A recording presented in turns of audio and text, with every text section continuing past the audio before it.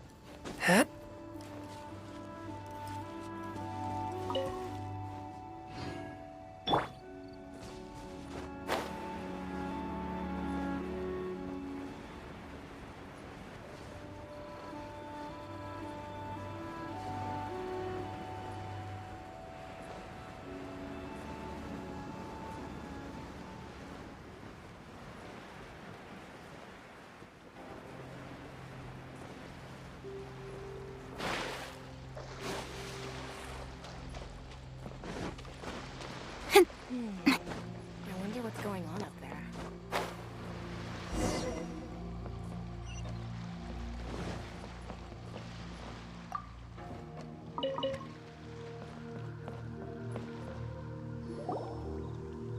Ah, you finally made it. All these years, come rain or storm, the Crux Fleet has never suffered a delay. Don't look too serious, I'm only joking. You're just on time. The crew have just finished making final preparations. Well, now that everyone's here, we set sail for the land engulfed by storm and tempest. The nation of eternity. Anchors away!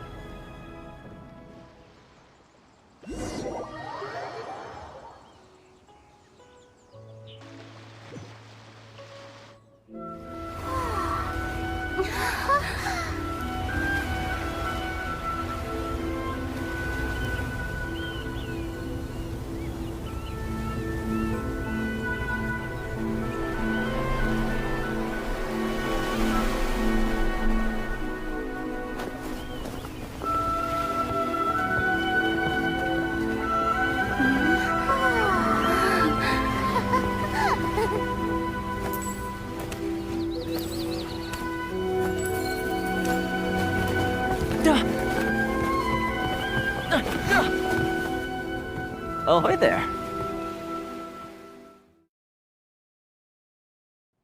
Come on, enough So, you finally made it. You sure kept me waiting, Captain. And it appears we have a couple of stowaways. Or perhaps I should say, honored guests. Shush! You can blame your almighty shogun.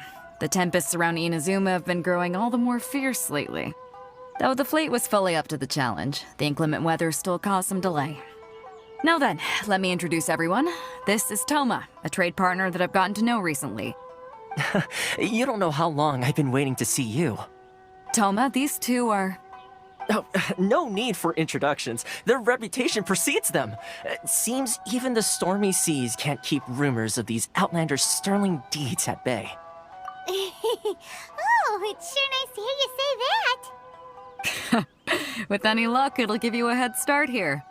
Toma's resided on Rito for quite some time now. It wouldn't be going too far to say he's the fixer around these parts.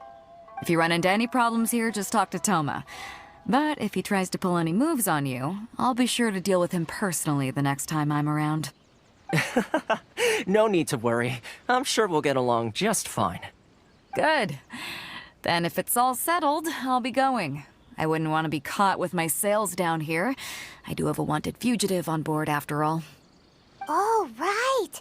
Kazuha. Until next time, traveler. Remember to give it your all, no matter what perilous storms you may encounter. Fair seas, Captain Beto. Bye-bye!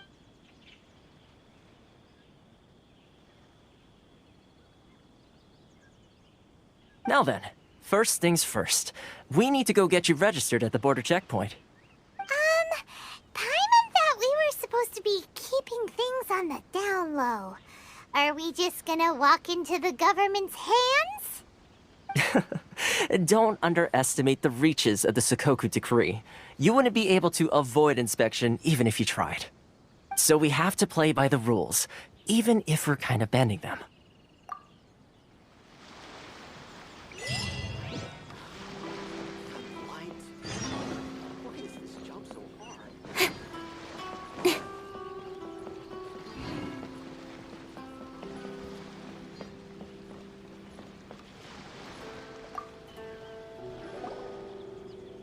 Hello?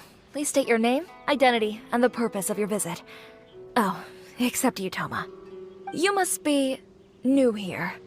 Uh-huh. Excuse me? Please provide the information requested and also declare any goods you are carrying with you. Oh, well, I'm sorry. We cannot approve entry for purely personal reasons. So, unless you have a valid reason for visiting in accordance with the rules...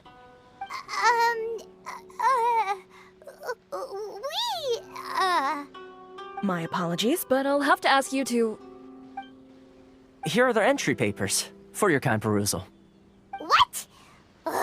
Take your time. No rush or anything. I just wanted to see what you'd say. Sorry about that. I see. Okay. Your papers are all in order. Welcome to Rito. Whew. So, where do we go next? The Outlander Affairs Agency. They only check entry permits here.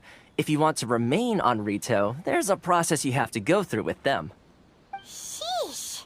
So it is super strict, just like everyone says. Well, let's not forget that to everyday folk in Inazuma, people from everywhere else are referred to as outsiders. As the word suggests, Outlanders aren't very welcome in Inazuma with the Sakoku Decree in force. Not even on Rito, where they've established an outsider settlement. I like how you think. I've got a feeling we're going to get along very well. Now, let's head over to the Outlander Affairs Agency. Most of the current rules were put in place by the administration of Rito, the Kanjo Commission. The Kanjo Commission. The Kanjo Commission? Yes, one branch of the Tri-Commission of Inazuma, responsible for growing and managing the nation's wealth. You really haven't heard of it before?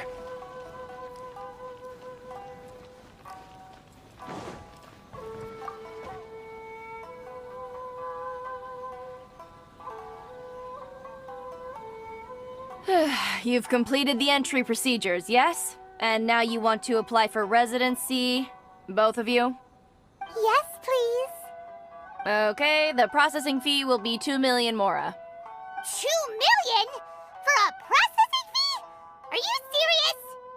That's right. 1 million per applicant, which makes 2 million total. Don't worry, you can trust my math. Paimon wasn't so much questioning your math as... Ma'am, these two here are good friends of mine. I think you'll find I'm one face you recognize. Ah, Mr. Toma, it's you. By way of courtesy, allow me to reduce it to 400,000 mora total. Thank you ever so much, Miss Eureka. But as this is just a processing fee, I think 600 mora should cover it if I'm paying on their behalf. I'll treat you to dinner too. How does that sound? That's not how you haggle! By all means, bargain the price down, but... All right then, as you wish, Mr. Toma. I will make a record. Much obliged.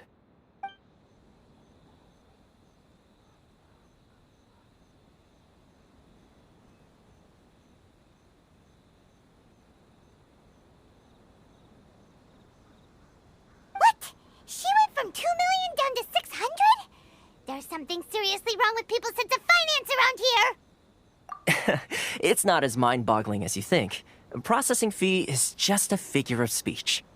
The way some here at the agency see it, the fees are easy money, so it becomes a question of how much they can make.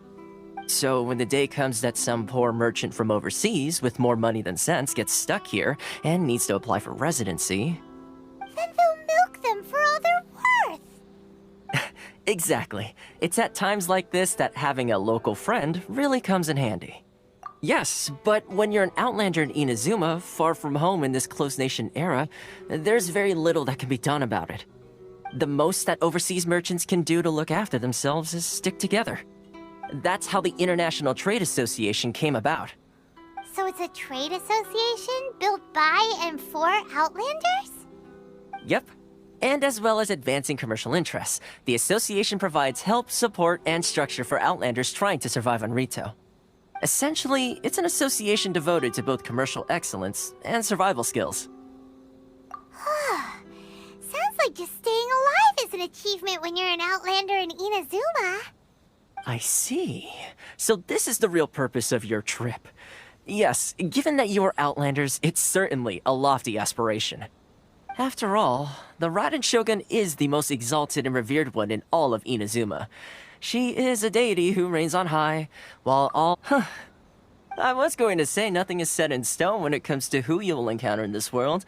Who's to say you won't happen to run into the Raiden Shogun one day after lunch? Uh-huh. And is that likely? Okay, I'll give it to you straight. I know of a way to introduce you to the Raiden Shogun. Really? Wow! The Rito Fixer's better connected than we thought! I mean, it will take all the resources I have at my disposal, but it can be done. However, before we get there, connections come at a high price, you understand? Not you too! No. In this instance, when I say price, I'm not talking about Mora. In fact, there's no real cost as such. It's just that if this is something you really want, you'll have to agree to help other people solve some of their problems first. I like to do things in a way that keeps everybody happy. It's my own personal rule for dealing with situations like this. Sounds very reasonable to Paimon. You're the man in the middle, so you have to trade favors to keep everyone indebted to you. Why do I get the feeling you're making me out to be some sort of crook? Never mind. Here's the situation. As I touched upon earlier, the members of the International Trade Association are constantly struggling to survive. Recently, things seem to have gotten more difficult than ever for them, so just go and check things out. See if there's any way you can help. The head of the association is called Kurisu, and he's a good friend of mine. Go talk to him. I'll wait for you here.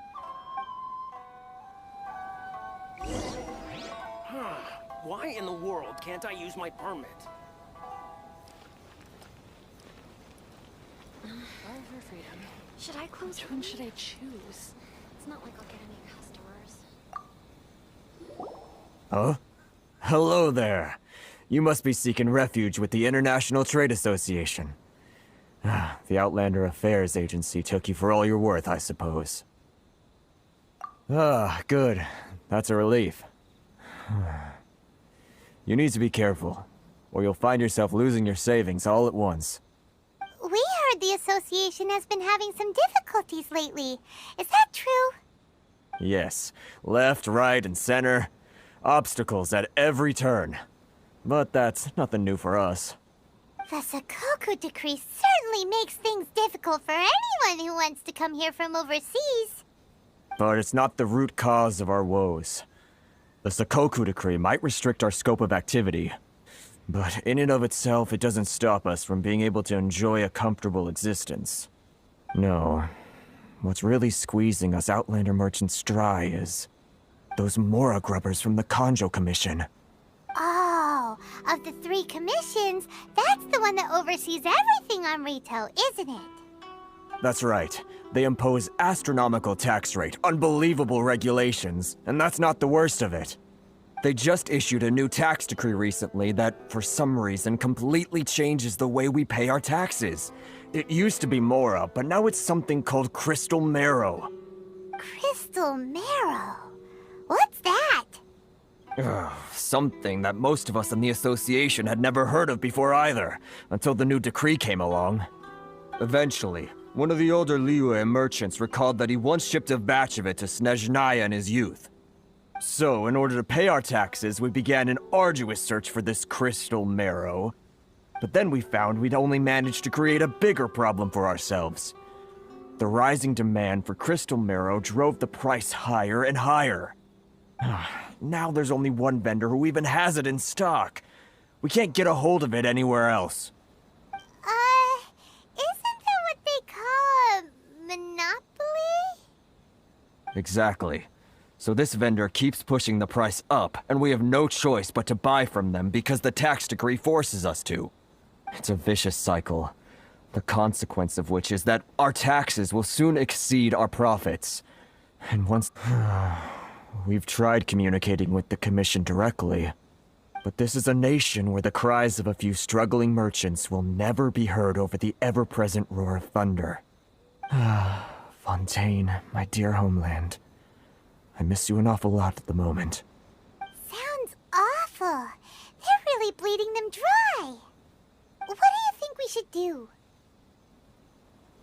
But Karisu's the head of the association, and even he hasn't had any luck. Not to mention, we're Outlanders too.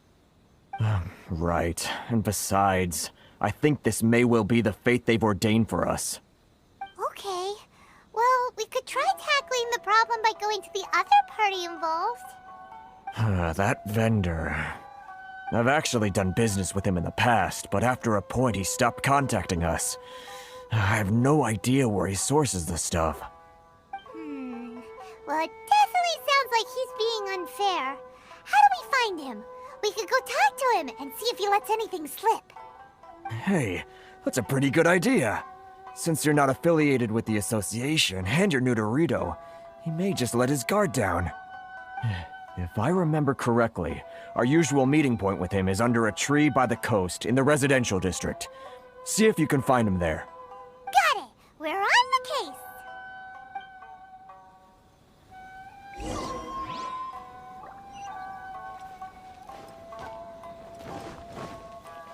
Sorry.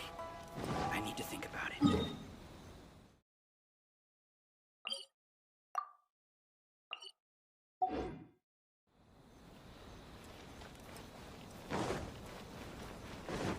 Enjoy the blessing of Lesser Lord Kusanali. Ah!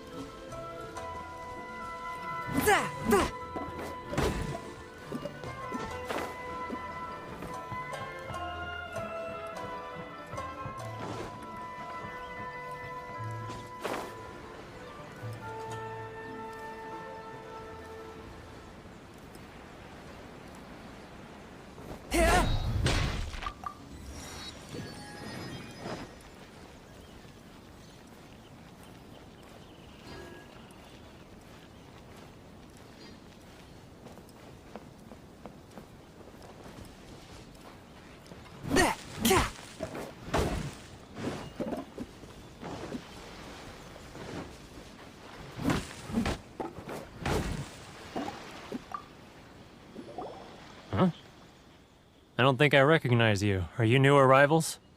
So, what do you need with me? The sheer nerve. You don't go around asking questions like that. If I gave you my sources, I might as well hand you the whole darn business. Trade secret. Got it? You know what trade and secret mean, right?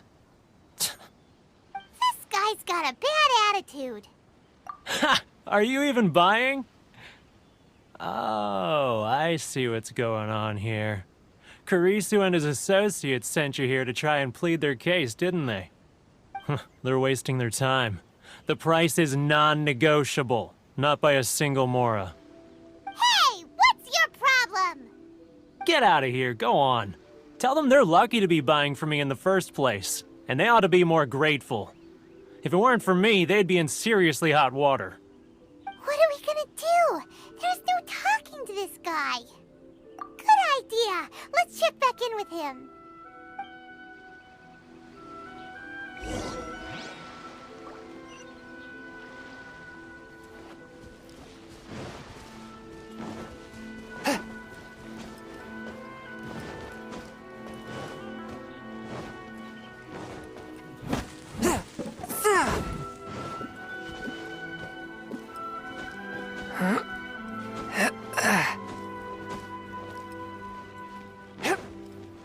I ride on wind and cloud alike.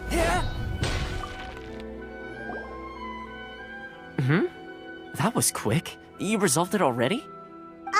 Actually, we're having a little trouble. Oh? Well, by all means, tell me what you need. I'll help as much as I can. Getting you to go fixing things when you've only just arrived is quite a demand. Oh, that guy? I'm familiar. He used to be a bit of a sorry sight, selling shells that he'd collect on the beach just to get by, but he seems to have suddenly shot up in the world recently. I can only assume he must have found himself a patron after leaving the International Trade Association. Huh. You're saying he used to be a member of the International Trade Association? So he's an Outlander too? Yes. Couldn't you tell when you spoke to him? That's right. Werner was born in Mondstadt, then went into the shipping business, trading between Leah and Inazuma. When Inazuma closed to the outside world, he was one of a group of Outlanders that ended up stranded on Rito. Huh. What a bummer. The International Trade Association was initially very generous to him, but over time, with decree after decree, the association members found it increasingly difficult to make ends meet. So he left the association and turned his back on them. I'm sure it's more nuanced than that. I believe even the most ungrateful and cold-hearted of people still have some amount of gratitude and warmth left in them somewhere. Really? Is that all you need to know? Well then, it sounds like you may have found a way in with him. Why in the world can't I use my permit?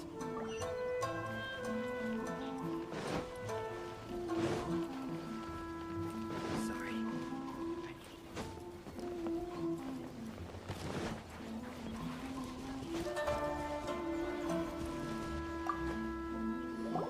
What are you doing back here? Just because I got plenty of time on my hands doesn't mean I want to waste any of it talking to you. Huh? Where's this coming from?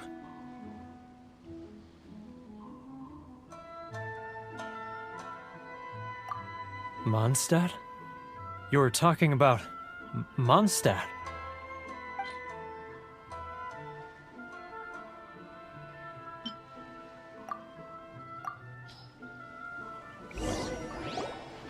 Goodness, I can sense it now. So familiar, but I can't remember the last time I was there. The scent of Mondstadt. Oh, how it takes me back. Oh, my hometown, the home of freedom. How I long to go back and visit. Oh, it's working! So, trying to play my heartstrings like a liar, are you? I know what you're up to. Huh? What is this? What are you up to now? Just close your eyes already! You mean the sound of the ocean? Leah Harbor. I can see it so clearly. Oh, and the sound of the waves. The calls of the merchants. Xiao lanterns. I'm right there at the lantern right. Oh, look at them floating up into the sky. This guy has a really active imagination. Either that or he really does miss Liyue Harbor. Liyue.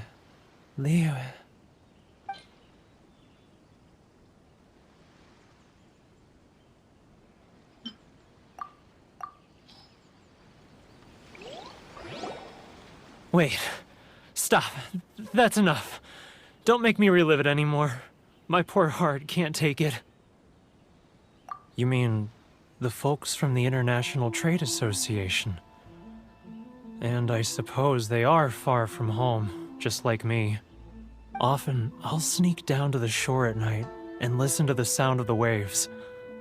I like to imagine it's the voice of my hometown, carried across the ocean. I've run into folks from the association more than a few times doing just that, but I always hide my face and slip away. Don't you think I've wanted to talk things through with them and free myself from this anguish? Well, no one's stopping you, so... They're so resilient. None of them had anyone else to rely on, so they rallied together, committed to finding a way to survive. But I couldn't do it. I'm not strong enough. So I caved.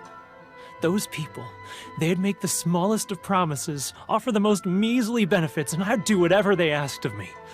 And make Mondstadters look like the worst people in the world. All right, I'll tell you the whole story. It's eating me up inside, and I can't take it anymore. You ready to talk now? But I betrayed them. I can't show my face there. Come on, you scaredy cat. Look, you messed up, but now it's time to make things right. So come on, get it off your chest. What's the deal here? It's a scheme by the tax collection Ashigaru, Keijiro and his companions. They start by overtaxing the merchants, then take the extra crystal marrow they receive and stockpile it.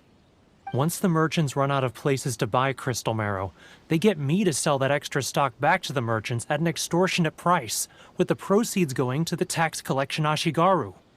It's plain evil gouging them like this. I'm their puppet, yes. But my cut is a tiny fraction of what we take in total. It's barely enough for me to live on.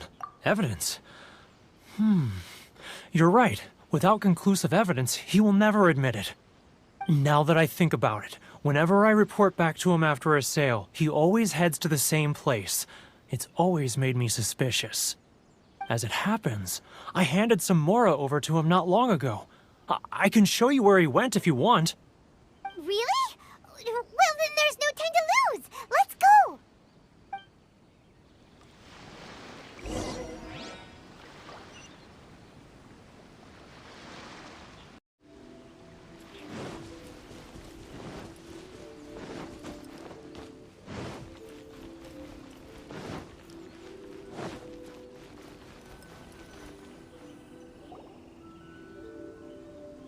Keijiro! It's him! After him! Sorry. I need to think. Love or freedom? Which one should I choose? Inazuma's cooking. I'm not used to it at all. Should I close early? It's not like I'll get any customers.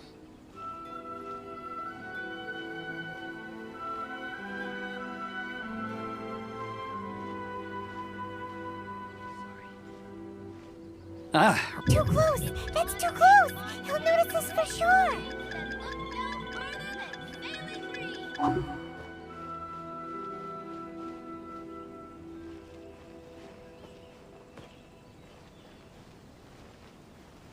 Now. Too close! That's too close! He'll notice us for sure! Should I close early? It's not like I'll get any customers. Sorry. What was that sound? Shh! Quiet! Don't let him find us! Too close! That's too close! He'll notice us for sure! He's getting further and further away! Let's catch up a little!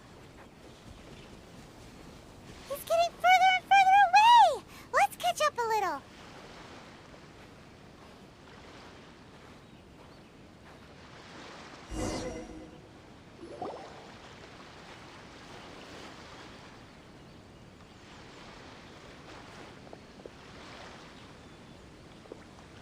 What could he be doing at a place like this? It looked like he buried something over there, didn't it? Why don't we take a look?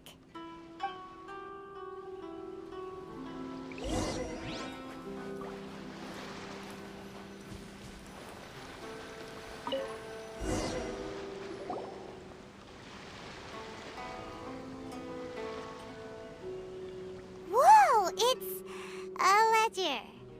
Boring! Paimon thought he'd hidden a big pile of Mora here. Yeah. Let me take a look here. Ah, yes! This is what we're looking for. A clear and complete record of every single transaction, each one proof of his guilt. Great! Well, now we have our hard evidence. Let's go tell Karisu the good news, shall we? I'll say goodbye to you here then. Huh? You aren't gonna come with us? I need a little more time before I'm ready to face the head of the association. I'm sorry. Huh. Poor Werner's a pretty awkward guy, huh?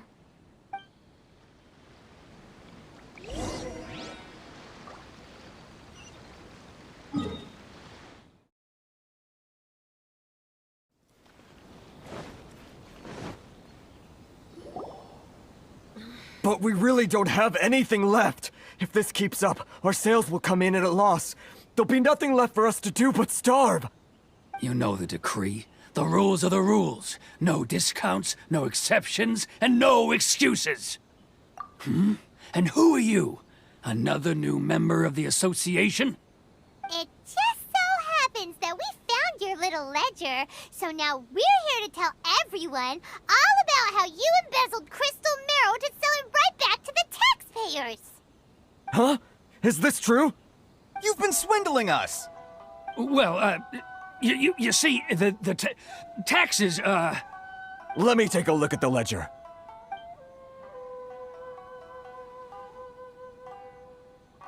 Well, would you look at that? Every payment the association has made is right here in your personal ledger.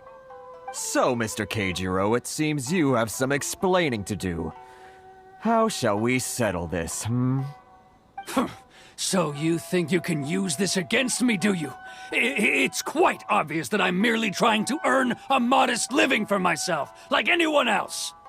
Word has it that Samurai and the Commission place great importance on reputation and prestige. Though I'm sure Commission members won't blame you once word gets out. Huh? Is that a threat? Are you threatening me? No, not at all. I'm simply stating that it would be quite a pity if an illustrious gentleman such as yourself were to have their reputation tarnished. Well, even if what you say is true, what do you suggest we do about it? I believe you still have a quantity of crystal marrow in your possession, correct? Perhaps that crystal marrow could be used as compensation for the recent tax hike, and us merchants could finally have some more breathing room. Is that it? Do you have any idea the hoops I had to jump through to get the crystal marrow and keep it hidden? Fine. In that case, I'll send it over to you today. And not even an ounce of shame for his actions. So that's it? My shop's been closed for weeks now. I've even had to ask my friends to help bail me out. What about my losses? Come on, Harrison. We've already struck a good deal here. I'm sick of being pushed around like this. I won't let him off so easily. Harrison! Hey, what's all this racket? Does someone dare question the decree? Ah, Chief, you've arrived. What was all the commotion I heard just now? Oh, we were just discussing a minor tax issue. I do my utmost to lend them a helping hand, but they're never grateful. A helping hand? The only thing you're doing is stuffing your greedy pockets with our hard-earned wealth. I assure you that Hirage Shinsuke will hear of this. Oh, and you dare to utter the Commissioner's name. You Outlanders have no respect for the rules. Seize the merchants. We will resolve this dispute back at headquarters. Uh-oh. This is going in a bad direction. Gentlemen, come now. Is there any need for this? If there's a dispute to resolve, let's get a drink and talk it over. Who are you supposed to be? And why in my right mind would I join you for a drink? You never heard of the Fixer? Here's my card. Huh. You're from the Yashiro Commission. Shh. Huh. Well, this is Kanjo Commission territory. However powerful the Yashiro Commission may be, you have no business meddling in Rito's affairs. Of course not. Still, perhaps you could show the young lady of our clan some courtesy. You wouldn't want your name showing up in a petition to the Shogun, would you? That fan, the Shirasagi Himegimi. I don't need any trouble with her. Okay, let's forget all this. It'll give us one less thing to worry about. But, Chief! Enough! We're leaving!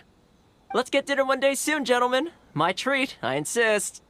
No response, huh? I suppose that bridge is well and truly burned then. Thank you so much, Toma. But I'm sorry your relationship with the Kanjo Commission had to suffer for our sake. Hey, I was joking. It's a small price to pay, and you're more than welcome. If there's anyone you should be thanking, it's the Traveler. She's the one who found a way to turn things around. If nothing else, I'm sure the tax collection Ashigaru will tread a little more carefully in the future. Toma, what was all that? Shh, not here. Too many people listening. Let's move somewhere else.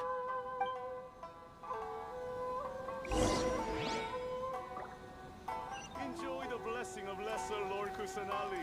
If A you nice want to blessing, taste now Mondstadt 10% off. great wines, then look no further than Sailing Breeze. Corruption seems rife in the Kanjo Commission. They truly are rotten to the core. All right, time for me to answer your questions. What would you like to know? Straight to the point. Let me reintroduce myself.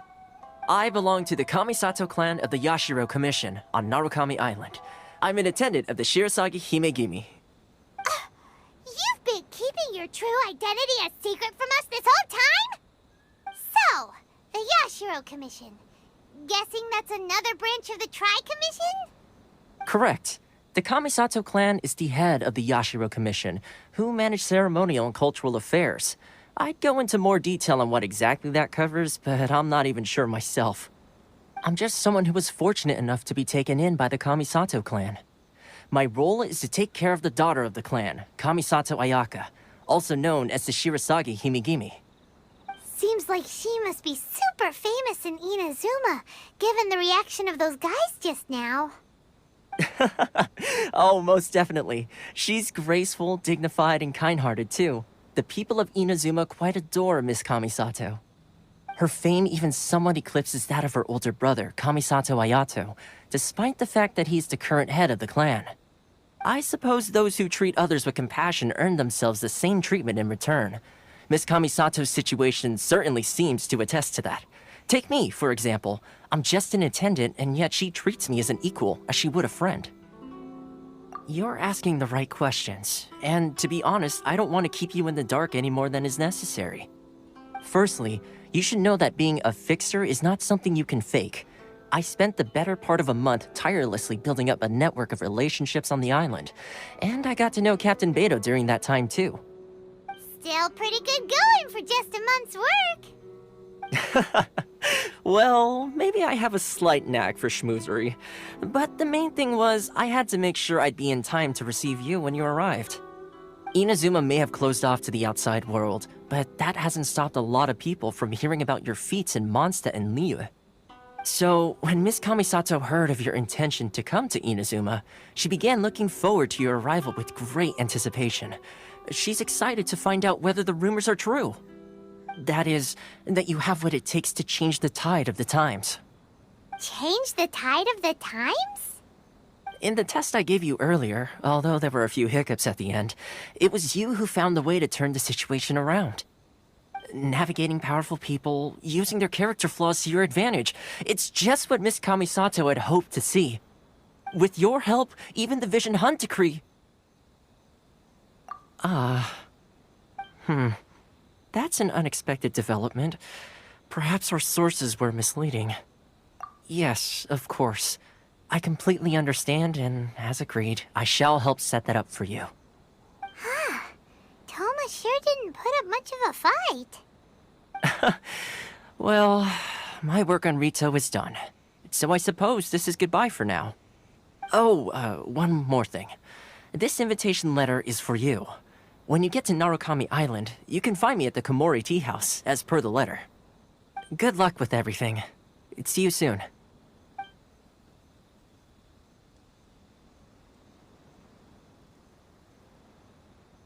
Toma's not such a bad guy, huh? We should get going. Huh?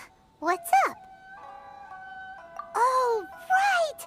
Paimon forgot all about that! Wait, so... did Toma forget that too? Oh, darn it!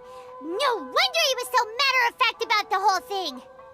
As soon as we get off Ritu, Paimon's going straight to Komori Tea House to settle the score! Well, guess we should give it a try. Let's head to the border and see how far we get. An Aisha blessing now 10% off.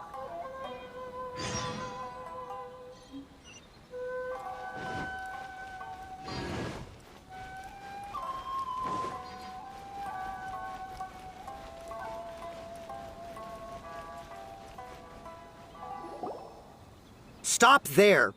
Present your travel permits. Sorry, but we really gotta get to Narukami Island. It's kinda urgent. If you don't have a travel permit, this is as far as you'll get. Those are the rules. As expected. Traveler, you gotta think of something. How do we get out of Rito? Are you saying we should go and meet with the Kanjo Commissioner? Guess it can't hurt to try. Even if Paimon has a few choice words to say about his subordinates. Who knows? Maybe he's our biggest fan.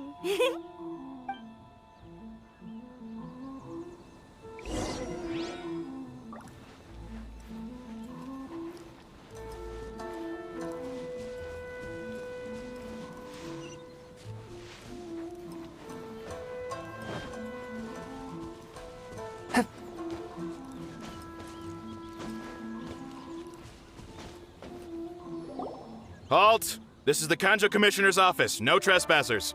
We're here to see, the Kanjo Commissioner? The Kanjo Commissioner seldom entertains Outlanders. Leave now or we'll be forced to... Wait. Oh, Commissioner! These two are honored guests from afar. No need to give them the usual spiel. Come on in. Let's see what we can do for you. Did you get all that, mister?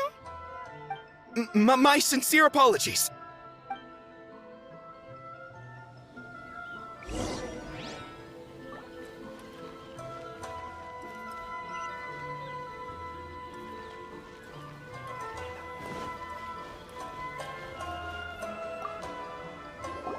I am Hiragi Shinsuke, Kanjo Commissioner and head of the Hiragi clan. It's an honor to... Nice to meet you, sir. So, the reason we wanted to come and see you was because...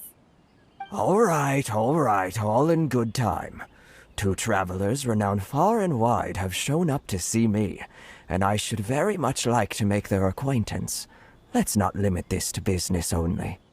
So what you're saying is, we really are pretty famous, huh? Absolutely. How many other people in the world have what it takes to knock the wind out of Storm Terror's sails and put the Overlord of the Vortex back under the sea, eh? Exactly! Paimon thinks you make an excellent point. And I hear you also foiled a Fatui plot in Liyue Harbor. Even beat one of their harbingers in a duel. Is that true? Whoa, you heard about that too? Yep, it's true, all right. As I thought.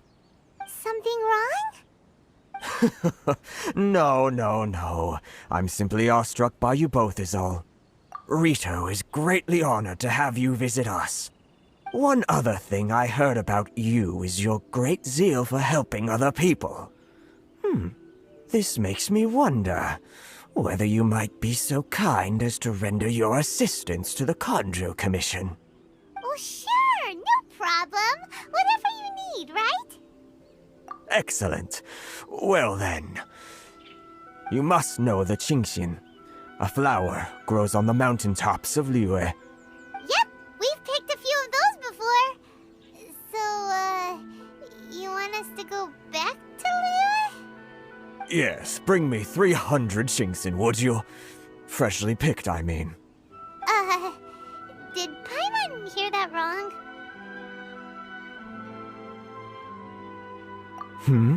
Too much trouble, is it? I see.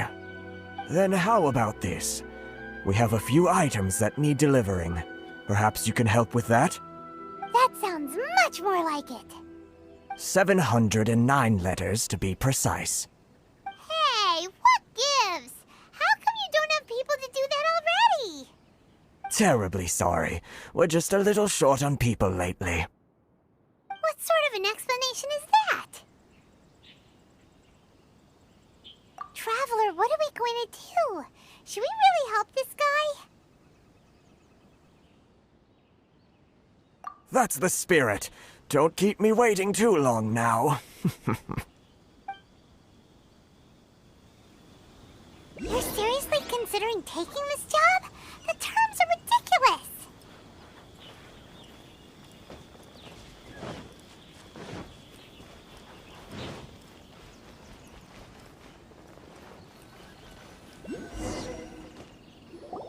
Halt, you two! Huh? What did we do?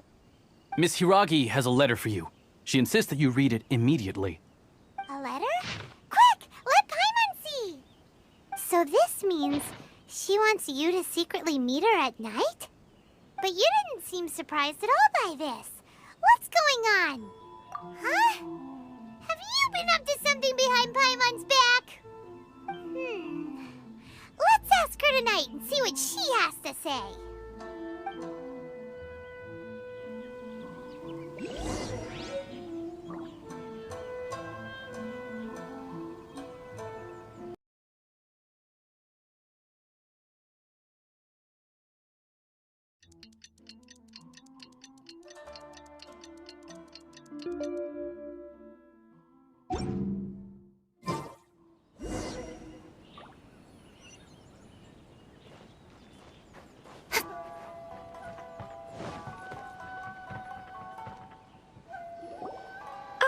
You finally arrived. Allow me to introduce myself. I am Hiragi Chisato. This is technically the second time we have met. It's a pleasure to see you again. Wow. She's the daughter of the Hiragi clan, all right. No need to be so formal. I've long marveled at your accomplishments. And at last, we have the chance to meet. Is it Paimon, or does something seem a bit off here? The reason why I wanted to secretly meet you here is, well, I feared that I might never have another opportunity to discuss this with you. Discuss what? Ahem. I should like to ask for your help with delivering a letter. Like father, like daughter. Couldn't you be more original? No, you misunderstand me. Please, allow me to explain. I was hoping that you could deliver a letter to Narukami Island in my stead. It is to be given to Kujo Kamachi of the Tenryou Commission. My father has always forbidden me from communicating with him. He knows that there are prospects for my marriage that would better serve him politically. But my heart is with Kamaji. There is no one who would dare defy my father's will on Rito, but you are Outlanders. Outlanders seeking to get to Narukami Island. It would be regrettable to let such an opportunity pass.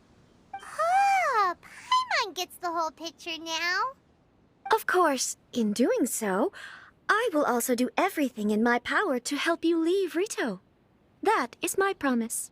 To be perfectly honest, as long as you remain in Inazuma, my father will have no intention of letting you leave Rito. Yeah, we figured as much. It was pretty obvious he was just trying to hold us up here. I secretly overheard a conversation between my father and a very arrogant-sounding woman just a few days ago. They seemed to be discussing how to keep you here on Rito. In fact, it was the first time I had ever heard my father speak so respectfully to someone who wasn't the Shogun. We don't have much time. I'll tell you my plans to help you off the island. It just so happens that a shipment of goods is... Very well.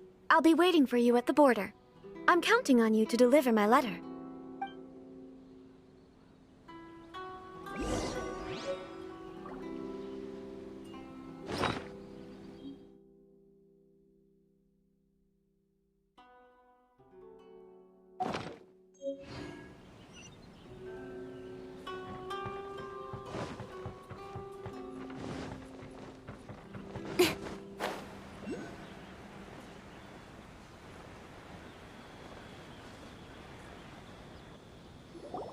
Hold on, please.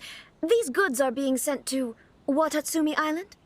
My lady, this is an unexpected honor. You are correct. These goods have been repeatedly requested by the Kanjo Commissioner. We must be certain that they reach Watatsumi Island intact. Is there something wrong, Lady Hiragi? No, as you were. My father simply has some concerns of the shipment's safety, and has ordered that myself and an additional qualified escort be dispatched to ensure safe transport of the goods. My lady, you aren't suggesting that you intend to escort this shipment personally, are you? There's certainly no need for you to trouble yourself with such a matter.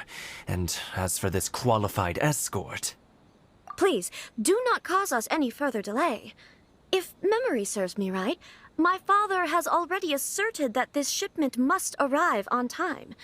I'm certain punishment will be duly dispensed if it fails to do so. Yes, of course, my lady. It's just that, well, we don't know who this... Now, need I remind you of the penalty if anything were to happen to me en route? I'm sure you are all quite familiar with my father's temperament.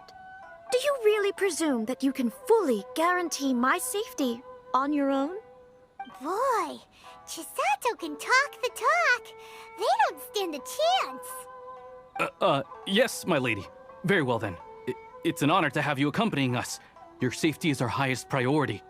Shinojo, you can't really be agreeing to this. Well, the request is from Lady Hiragi herself. It is our duty to serve her in the utmost capacity. Yes, but that's not the problem here.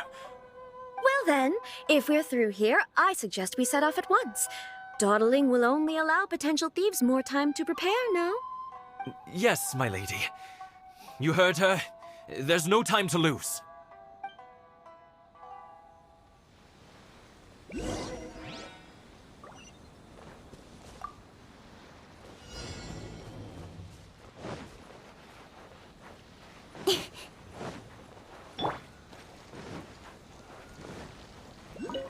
My lady, please stay back. We'll handle it. Not as well as we'll handle it.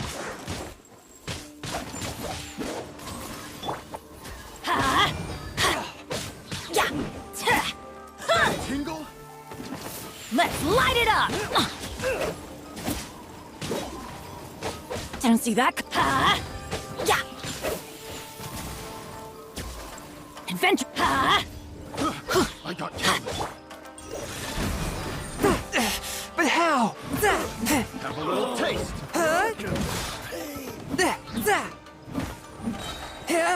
Submit for judgment.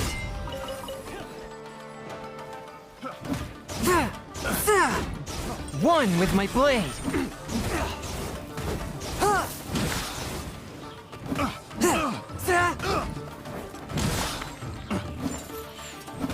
Have a little taste. Hit that tingle? Test. Swift and merciful.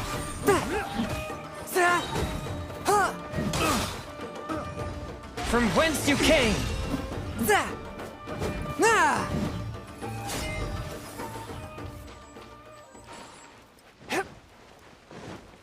One with my blade.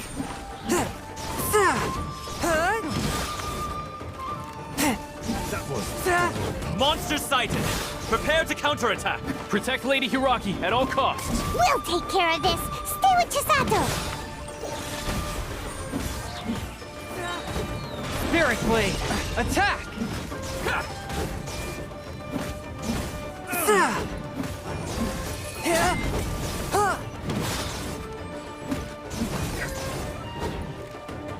Swift and merciful.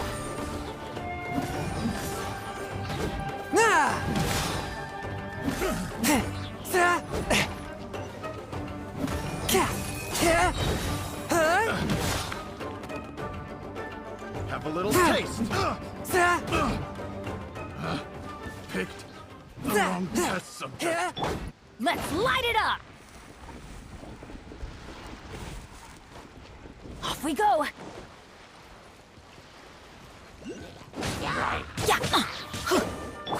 No, my sword! Watch out! More monsters inbound! Lady Hiraki, stay close.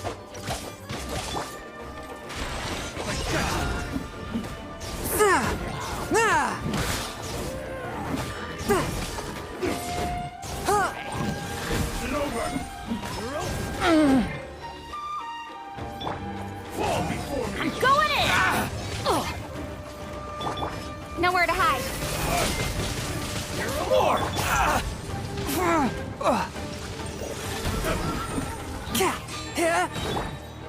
Rain outlines your fate. Witness the power of... From whence you came.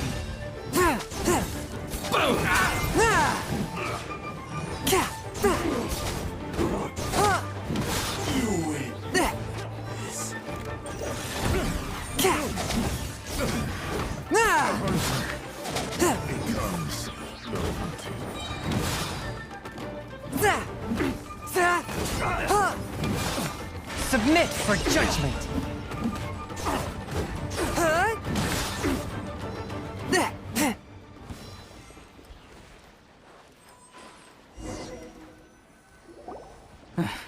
We can take refuge in the village up ahead.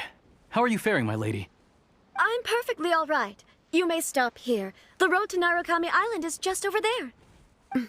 In my letter, I've requested Kamaji to grant you a special travel permit from the Tenryou Commission. Consider— My lady. So that's how it is. I had a feeling something was amiss, but Shinojo, you... No, Lady Hiragi would never hide anything from us, I'm sure of it. But who is this Kamaji you speak of, my lady? I'm not afraid to say that he's the one I love. The one you love? Shinojo, did you honestly think that... What? No, I was just clarifying, that's all. I would never in my wildest dreams, You two needn't worry. Please, forget that this ever happened. If my father catches word of it, I alone will be held accountable. Yes, of course. As you wish, my lady. But what will happen if your actions here are discovered, Chisato? Don't fret. My father has always been one to spoil me. The worst he'd do is sentence me to half a day without food, or something to that effect. Huh. Paimon never suspected a guy like him could have a soft side. I wish you a safe journey. I'm sure we will meet again. Bye, Chisato! Come now. Quit your staring and let's get moving. We've got goods to shift. All right.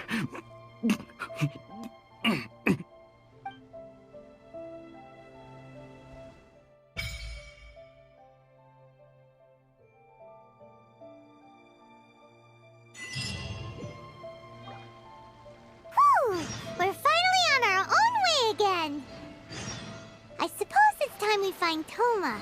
Now, where did he say he would meet us again? Oh, right! Komori Tea House!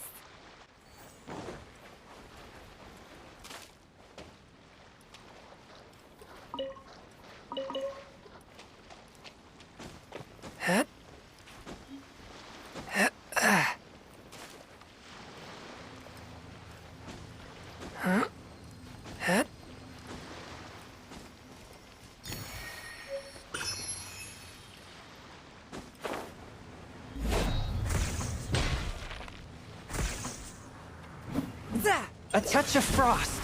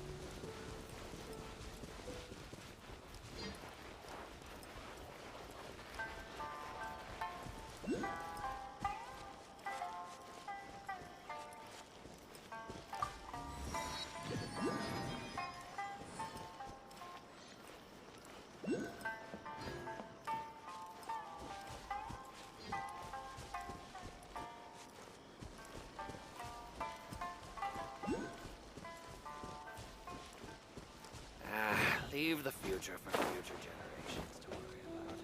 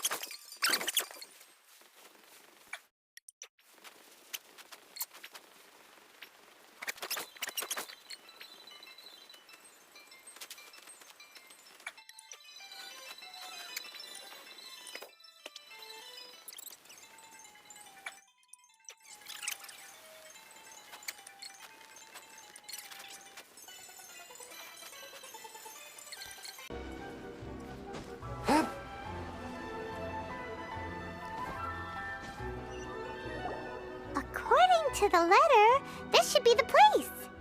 Sorry, we don't serve the general public. I'm afraid you'll have to leave.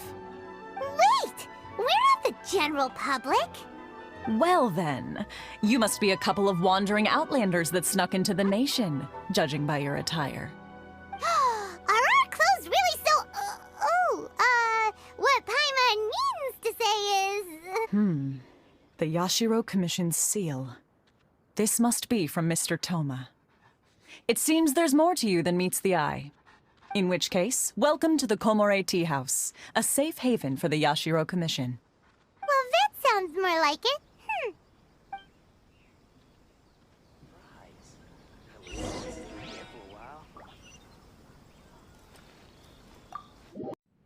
Well, now that we're here, where's Toma? Paimon doesn't see him anywhere. Do you think he forgot his promise to meet us? Who forgot their promise? I was beginning to think you'd forgotten about me. What? Is that dog talking to us? Relax. No need to look so surprised. I take it this is the first time you've seen me in this form? Huh. So you didn't see anything like this when you were in Liyue Harbor? Now that you mention it, this does suddenly seem less out of the ordinary. All right. I've had my fun. Hey! You're this close to getting an ugly nickname, mister! Well, I've had some time to kill, given that I've been waiting here for you for so long, as was the case in Rito. So I came up with this little fun greeting for when you arrived. But in all seriousness, I would like to apologize about that little test you went through earlier, though it was quite necessary. It helped us determine whether or not to bring you before Ms. Kamisato, and whether you had the courage to face the lightning alongside us. Don't think that Paimon's gonna forgive you just because you're getting all serious now. Sorry, did I overdo it? My apologies. Let me just say this. You've often found yourself skirting the rules from the very beginning, haven't you? Naturally, this is due to your unwavering and resolute determination. A long time ago, we had a friend who was much the same, but when the lightning struck... so you've heard of his story. His light still burns all the more brightly. Yes, of course. I will bring you to the Kamisato residence where the Yashiro Commission is located. But before that, there is one other place I was hoping you both would accompany me to. Oh? Where? I would like you to come with me to the statue of the omnipresent god. It's still under construction now, but you can already see it from practically anywhere on Narukami Island.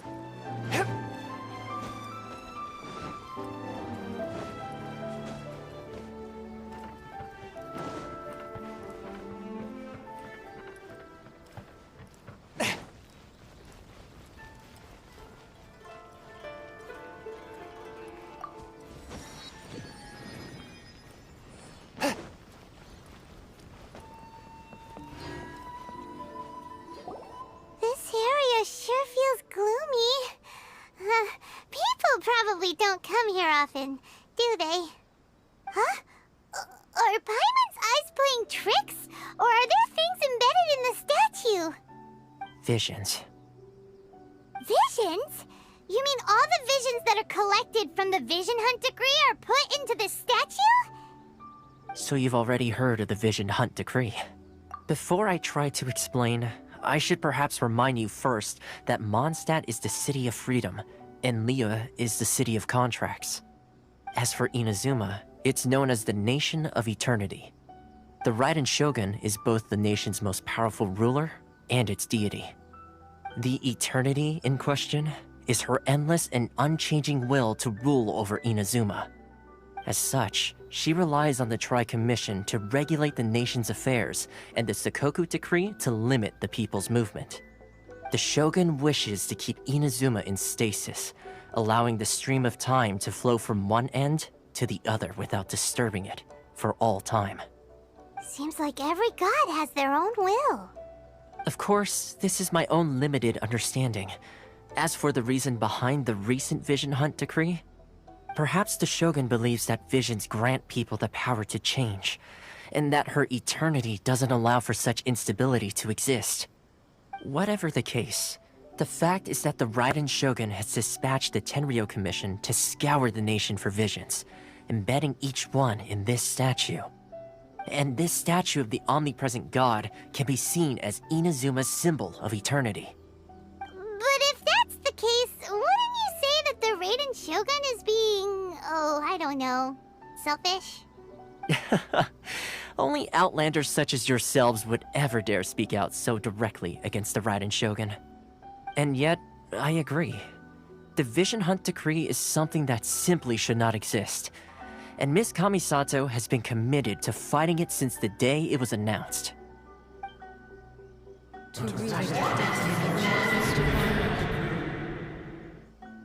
Huh?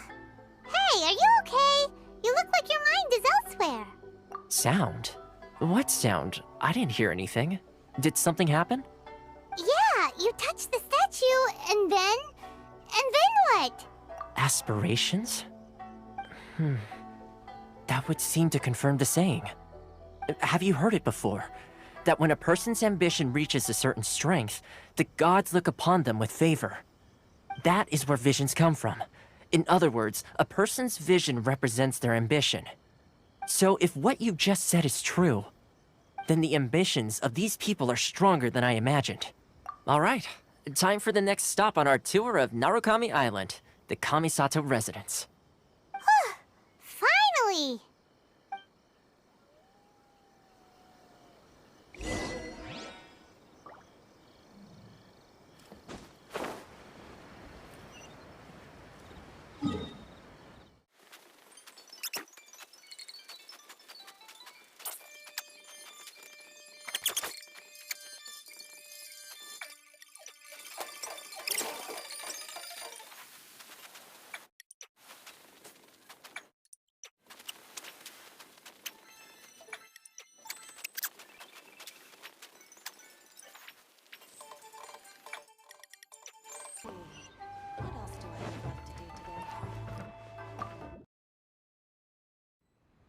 So, this is the kind of place where the big shots of Inazuma live, huh? Welcome at last to the Kamisato residence, honored guests. Miss Kamisato is delighted to finally meet you. Is this the Shirazage Himegimi you keep going on about? So, where's she at? Oh, behind the screen? Yes. As the daughter of the Yashiro Commission, this is how Miss Kamisato is accustomed to receiving guests. Consider it a time-honored tradition within the Yashiro Commission. Forgive me if this is an unwelcome surprise. Makes sense. She's a super important person after all. Please forgive my lack of courtesy for receiving you in this fashion, especially following such a long and wearisome journey over the sea. I have awaited your arrival with great anticipation, and Toma assures me that you do indeed possess the power to change the tide of the times. At present in Inazuma, in the name of the Vision Hunt Decree, the people's aspirations are being senselessly trampled underfoot. Though the Yashiro Commission serves the Shogun, it is the people with whom we share close bonds, given the contact we are required to have with them in the performance of our duties. A commission's power rises and falls with the trust of their people. Thus, we cannot remain indifferent to this situation without also remaining indifferent to our own fate. Traveler, lend us your power, and we can... Oh. See, milady, it's just like I said. This will take us nowhere. No, please! Wait! Please, don't go! I will introduce you to the Raiden Shogun on one condition. You must fulfill 3 small wishes on my behalf. What are your wishes? They pertain to 3 whose visions were taken from them. Perhaps once you've met them, you will understand.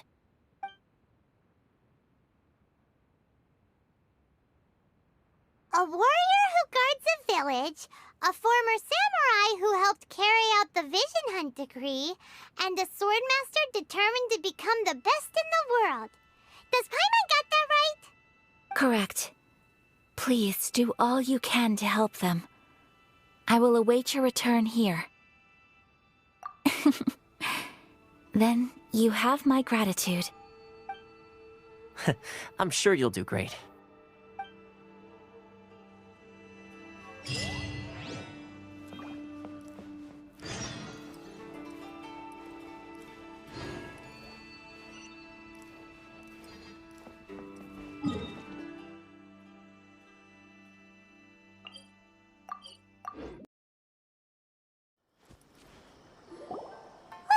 Where's the person Ayaka told us about?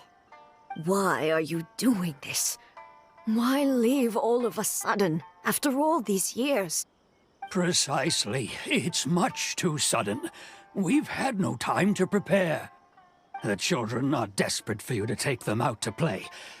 Please, we urge you to reconsider. That must be the guy Ayaka told us about. Let's go over and see.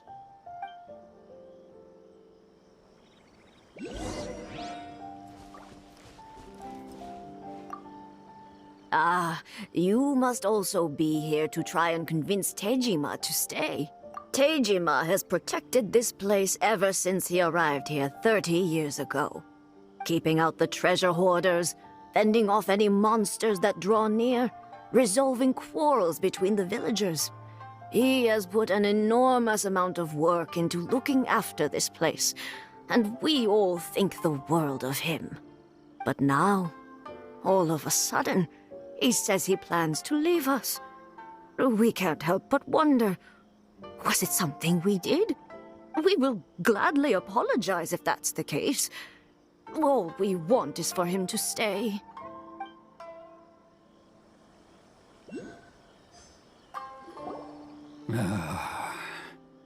If you want my opinion, something to do with the Vision Hunt decree. It's clear that Tejima had done nothing wrong, and still they confiscated his vision. After that, he became a completely different person. I can't claim to fully understand it, but I could tell that he'd lost something very important to him. He went off on a walk, alone, circled the village a few times, and then out of the blue, he announced that he was going to leave and become a wanderer. Truth be told, we aren't sure whether trying to keep him here is the right thing to do. But equally, it doesn't feel right to let him leave when he's in this state. He's a lost soul. Seems like he's a well-respected guy around here.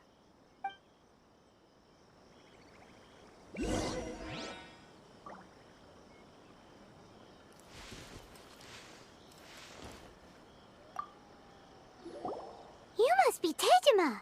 So what's made you want to up and leave all of a sudden? Me? It's not a question of why I want to leave, but a question of what reason I would have to stay. True, but that's not why I chose to stay here. And what made me want to come here 30 years ago? And why have I never wanted to leave in all that time? I don't have answers to those questions because I can't remember anymore. Ever since they took my vision away, it's like a slice of my memory is gone. In the past, I knew I wanted to stay here. But whatever resolve I had then, it's gone now. So I thought, what's to stop me from moving around instead? The emptiness inside me will be there either way. Okay. Well, in that case, if we help you rediscover the reason you chose to stay, you won't need to leave anymore, right? But if you can't remember anything, it's not gonna be easy. Oh, maybe if you just try a little harder to remember, then it'll all come flooding back? Oh, that reminds me. Last time I brought Tejima some fruit, I do believe I saw him writing in a diary. I keep a diary? If you say so. I honestly can't seem to remember. Oh, yes, you do. And what's more, I remember you saying at the time that you wanted to make a note of a few interesting things. Things which would prove very important at a later date. Perfect! So if we want to keep Tejima from leaving, we just need to find his diary. It must be around here somewhere. Let's take a look. If you don't mind, we will leave you to find the diary.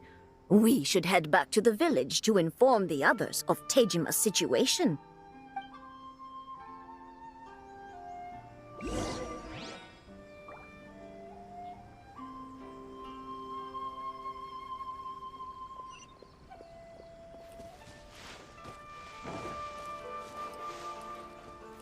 One day, I'll be as great as Ryuji. This looks like Tejima's diary, all right. Let's see what we have here. Today, the villagers and I got together to cook dry braised salted fish. I messed up and burned mine a little, so I had to pretend that it was Black Snakehead instead. Today, I helped rescue a kid who had fallen in the water. After I pulled him out, he told me that his best friend Bamboo was still in the water. I searched the water the whole afternoon before finding out that Bamboo was the name of his pet crab. I went kite flying today. The string broke, so I chased after it as fast as I could. I soon realized I was never going to get it back, so I just found somewhere to sit and watch as it flew away into the distance. Seems like your average diary of daily village life. Huh? Wait, there's more! I went to pray at the shrine again today and stayed there a while. The omamori you gave me has faded a little, but it is still my most treasured possession. Now that's the kind of info we're looking for. Time to pay a visit to the shrine.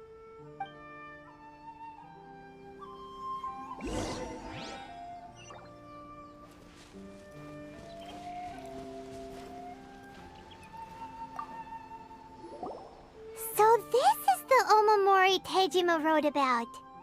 Interesting.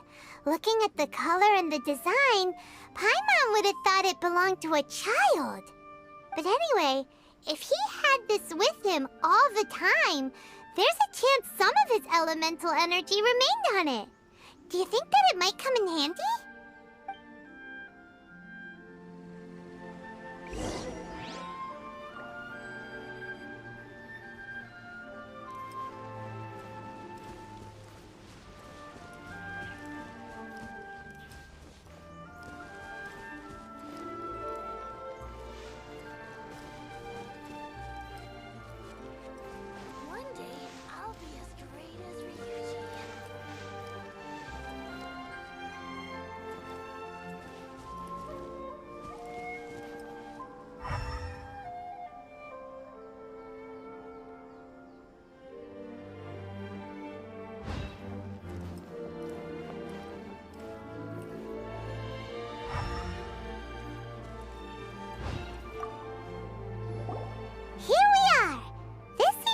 Somewhere that Tejima visited a lot. The soil looks like it's been disturbed. Maybe Tejima buried something precious here. Something that kept him in the village all these years? Must be something pretty amazing if it made him stick around for 30 years. Let's dig it up and take a look. It looks like a letter. The paper's gone yellow. Must have been written a really long time ago. Konda Village. Sounds so familiar. Where is that place again? So the reason Tejima came here was to wait for someone. But he's been here for 30 years. Oh, guess they didn't show up in the end, huh? Well, let's go give Tejima his stuff back and take it from there.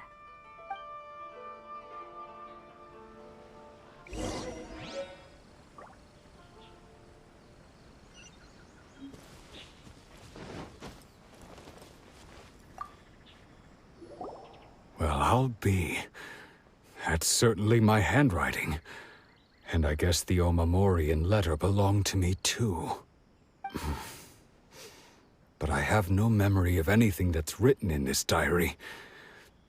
Still, it's clear that I was waiting for someone here, and that I chose to wait for 30 years. Over the years, I must have made a note of anything interesting. Anything that I could share with her when we were finally reunited. And just look at all the things that did happen over the years. The time has flown by so quickly. 30 years feels like the blink of an eye. How could I have forgotten something so important to me?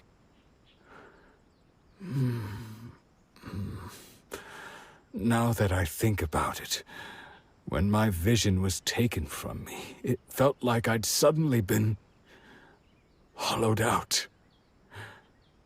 Love, regret, everything I felt for her, it's all disappeared. No, not especially.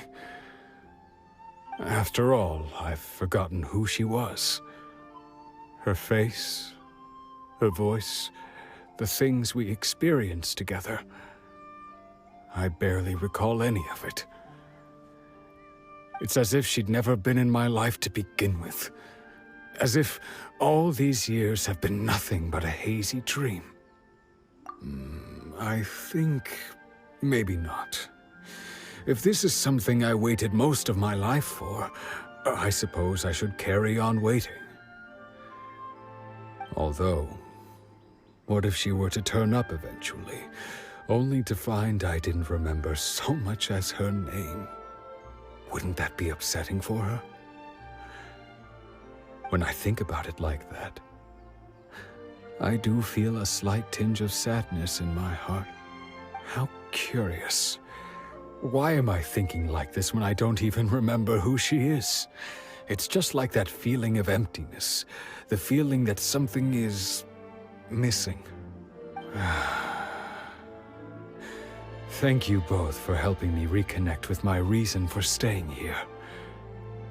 I shall remain here and keep waiting for her. Tejima seems to be dealing okay. But seems it's just like Ayaka and Toma were saying. If you lose your vision, you lose all your hopes and dreams too. That certainly explains the state Tejima was in earlier. At least we were able to help him, weren't we? Well, let's go find the next person. According to Miss Kamisato, the second one who lost their vision is a samurai from the Tenryou Commission.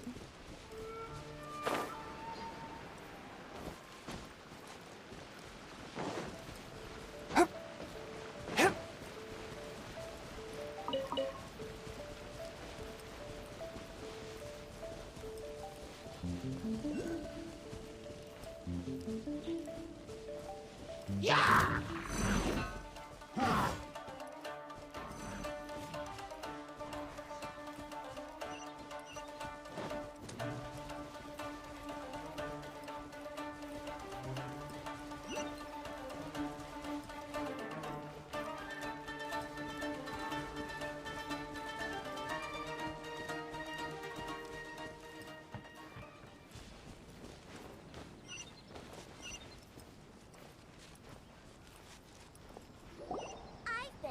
They say the Tenryou Commission is directly controlled by the Shogun.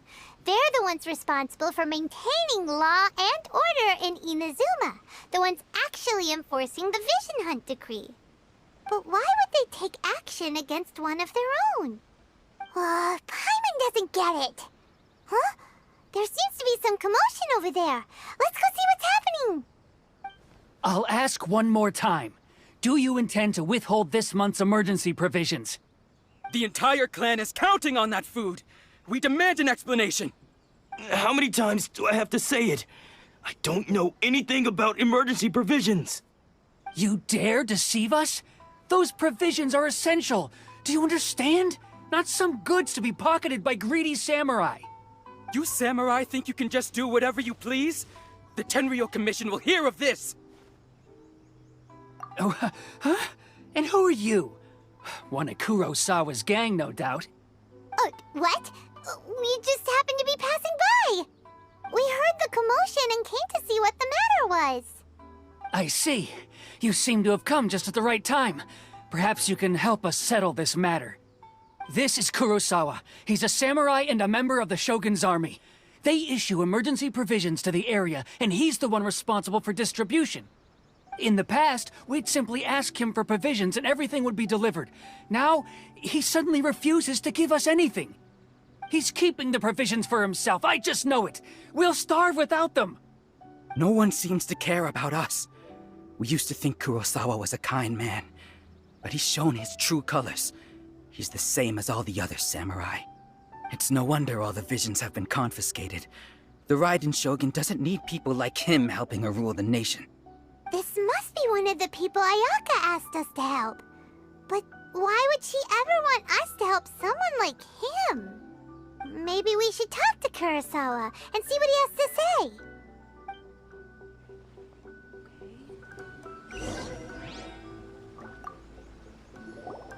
I've never even heard of these emergency provisions.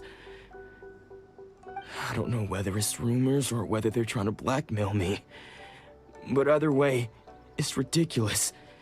If I was hoarding supplies, would I still be the poor man I am today? My own family can barely get by as it is.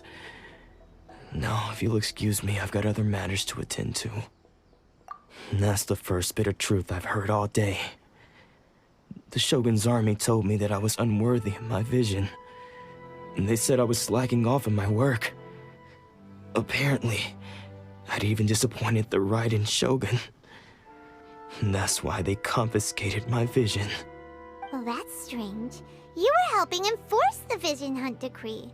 Why would you be unworthy of your vision?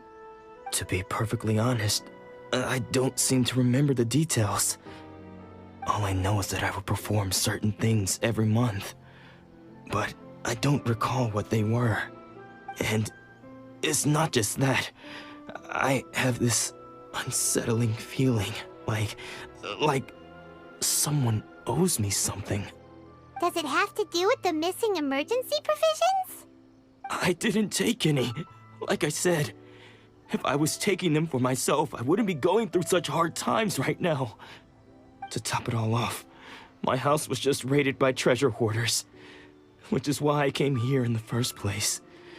I was chasing after them when I got held up by these two. If you don't believe me, go find the treasure hoarders yourself. If there were any emergency provisions to be had, they would have found them. Huh. He seems to be telling the truth. But we better confirm. Let's go round up those treasure hoarders and see what they have to say. We should be able to follow their tracks. They couldn't have gone too far.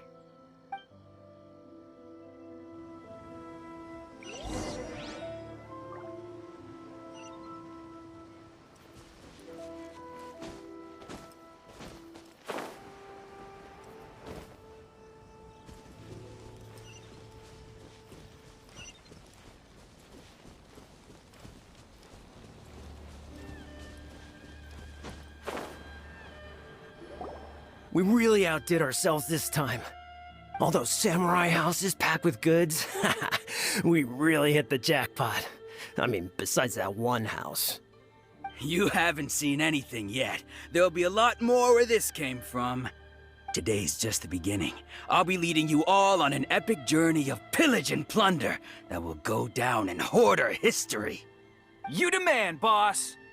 These seem like the treasure hoarders we're after. Let's teach them a lesson!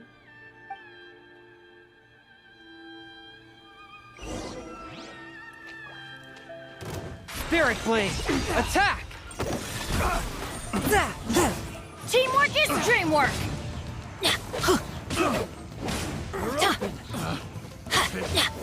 Wrong test subject. Oh, there goes all the Mora. We worked hard to steal that, you know? Come on, boss. Think of something. Not bad, kid. You ever think of joining the treasure hoarders? We could use someone like you. Kurosawa. Oh, I remember. So he's the one who sent you after us, huh? Just our luck. I knew he shouldn't have hit that place. So what did you see inside? Was it stuffed with food supplies? Food supplies? You kidding? That place was a complete mess. All we found was a strange-looking box, hopefully with valuables inside. I didn't want anyone else to see it, so I was planning on opening it myself once we got back. But now that you've caught us, how about we make a deal? That little box for our freedom. What do you say? You've got a deal! Now show us what's in the box! Huh? What the? There's nothing in here but IOUs! Yeah, a lot of them too! And they all seem to be made out to the owner of a general goods store, a Miss Aoi. We're talking tons of Mora here. We better talk to this Miss Aoi and get to the bottom of this. As for you guys, you're free to go. Just pray that our paths don't cross again. Yes, of course. So, we redeemed ourselves for some IOUs. Does that mean we broke even? Shut it. Let's just get out of here.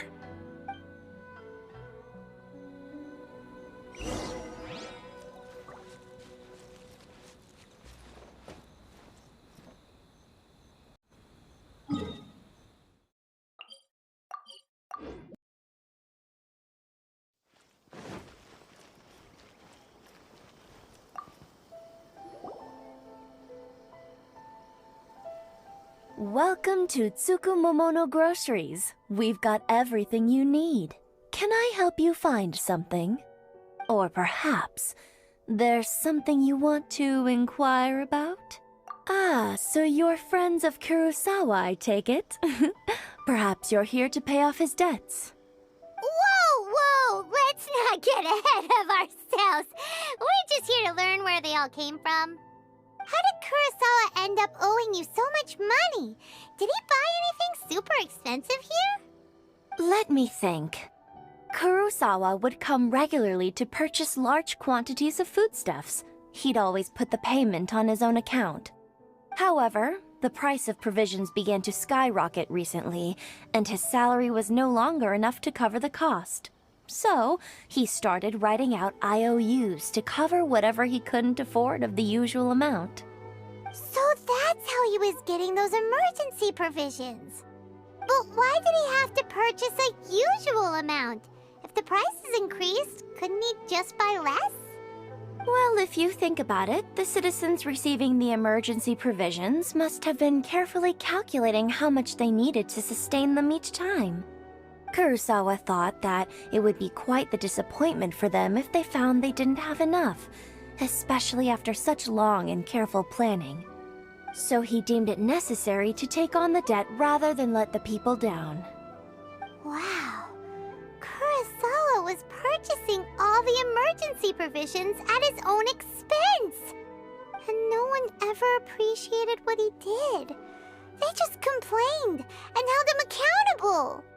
People's attitudes will always reflect their circumstances. In the face of hardship, nobody cares to think twice. If you ask me, had Kurosawa told everyone the truth about the supplies from the start, then there wouldn't be such a severe backlash now. Of course, I'm sure there would still have been some unrest. What he was doing was truly a thankless deed. As for why he chose to spend his own money on emergency provisions and never tell anyone, I'm still not too clear myself. If you're still curious, why don't you go ask him yourself? I see. That reminds me, it seems that his vision was recently confiscated. Most unfortunate. If he doesn't clear the debt on his name, he'll have no choice but to sell that sword that is so dear to him. Sword? What sword? Oh, didn't he tell you? He possesses a very valuable blade. He's carried it for years now. I've asked him about its origins. He told me that it was a gift from his father, that it was too precious to sell. In hindsight, I regret that I never made an offer on it. Everything has its price, at least that's what I think. Why don't you ask him about the sword yourself? Perhaps it'll even provide you with the answers you're looking for. Oh, but before you go, if you would kindly settle today's bill. But we didn't buy anything! Information is also a kind of commodity, wouldn't you agree? Don't worry, I won't charge much for information about Kurosawa. Nothing we ever discussed was explicitly confidential anyway. Oh, let me think. 2,000 mora should be a fair price. At least we now know where the emergency provisions were coming from. Plus, we found out that Kurosawa has a priceless sword in his possession. Let's go talk to Kurosawa again and see if he can remember anything.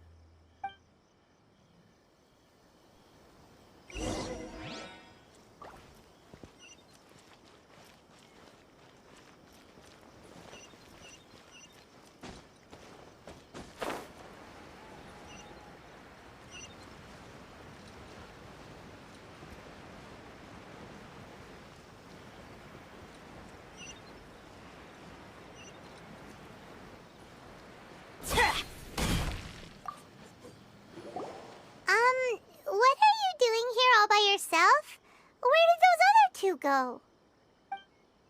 I presented them with a choice.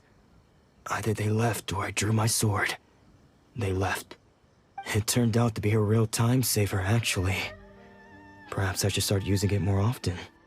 Did you manage to track down the treasure hoarders? Everything... That just about sums it up.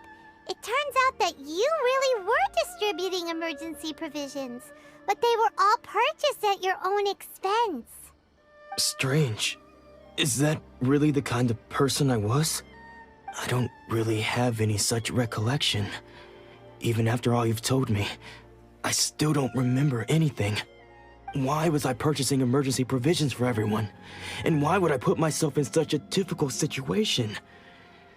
I really don't understand. But I could not deny that when I brandished my sword to scare those two away, I could sense that my body was somehow reluctant to do so. This sword was once wielded by my father.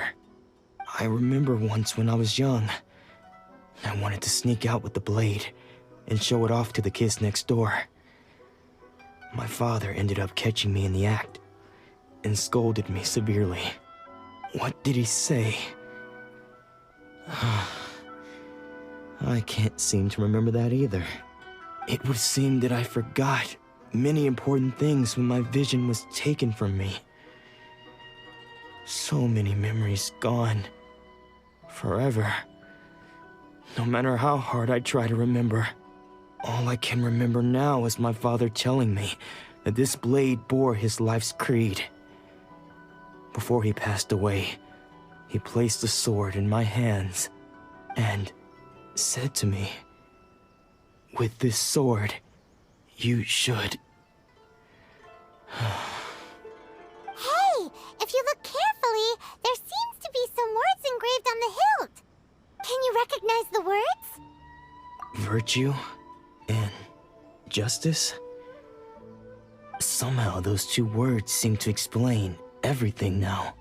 Taking on seemingly endless debts to make others happy. I guess that must have been my greatest ambition after all. But what use are virtue and justice? I purchased the provisions for those in need, and look how things ended up. The Tenryo Commission seized my vision, and the very people I was so desperately trying to help refused to understand me. And the irony of all of it is, I somehow still felt sorry when threatening them with my blade. I'm incapable of being a good person, yet I'm equally unable to be bad. I don't know what to do with myself. Yet another troubled soul. When we get the chance, let's speak to Toma about Kurosawa's debt. The Yashiro Commission would surely help cover his expenses. In any case, we must never let him sell off that sword.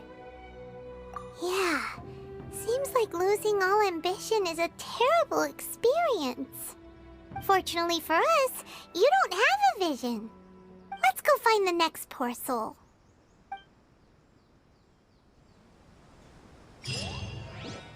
Don't worry. Natsuko will be fine. She's still okay.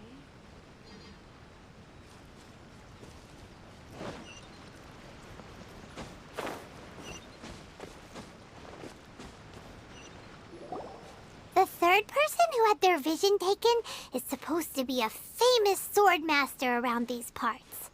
Paimon heard that he's the present-day master of Meikyo Shisui art. Sounds pretty impressive. This is his dojo. Luckily, there's some people around. Let's go talk to them. Nanako, don't worry. Sensei will be fine. Those thugs that challenged the dojo were strong, but he fought them all off in the end, didn't he? Maybe, but I'm still worried about him. Things have gotten dangerous before in the past, but it's never shaken him. This time, though... It's just because he's been possessed, that's all. Once the exorcism has taken place, he'll be right as rain in no time. Hey there! Did something happen? Who are you? don't care whether you're trespassers or just here to harass us while Sensei is impaired. Get out of here immediately! Don't make me draw my blade, or you won't live to regret it. No! You got it so wrong! We just came here to... Disciples? Yep. We've heard all about the mighty master of Meikyo Shisui art. It's the whole reason we came all this way, to seek him out and ask him to train us.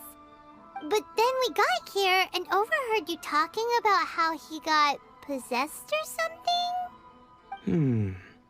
From the way you're dressed, it doesn't look like you're from around here. Please, accept my apologies. We've had so many people trying to cause us trouble recently that we're on high alert. You haven't arrived at the best of times, I'm afraid. Sensei got possessed recently, and he's still recovering. He's not able to take on any new disciples for the time being. I see you are earnest in your pursuit. Okay, how about this? My fellow disciple Nanako and I will explain Sensei's situation to you in a little more detail. Then you can decide whether to stay or to leave. Sensei's name is Domon, a name I'm sure you've already heard. Though self-taught, he mastered the art of the sword to a high level. He then proceeded to defeat many other prominent sword masters, never losing a single fight. He once said that his goal was to become the best sword master in the world. And so, even while training us, he continued to hone his own art. His fervor truly inspired us, and we trained hard, determined to keep up with him. But then... Not long ago, Sensei had his vision taken away. He hasn't been the same since. He says the strangest things over and over, and he refuses to let us train. Junya and I have discussed it, and we both think that he's being possessed by an evil spirit. So, we've asked the shrine maidens from the Grand Narukami Shrine to perform an exorcism. But if I'm honest, I still have my doubts over whether he'll completely recover. The Grand Narukami Shrine? What's that? You haven't heard of it? It's the largest shrine on Narukami Island. The head shrine maiden is reputed to have very close ties with the almighty Shogun herself. Not that we'd have any means of involving the head shrine maiden, of course. But even one of the ordinary shrine maidens from the Grand Narukami Shrine would have clear power and authority to perform an exorcism. So don't worry, Nanako. Sensei is going to be just fine. The exorcism will take place this evening. You're both more than welcome to come and watch if you're interested. So, losing your vision can cause possession? Guess we should come back this evening and see for ourselves.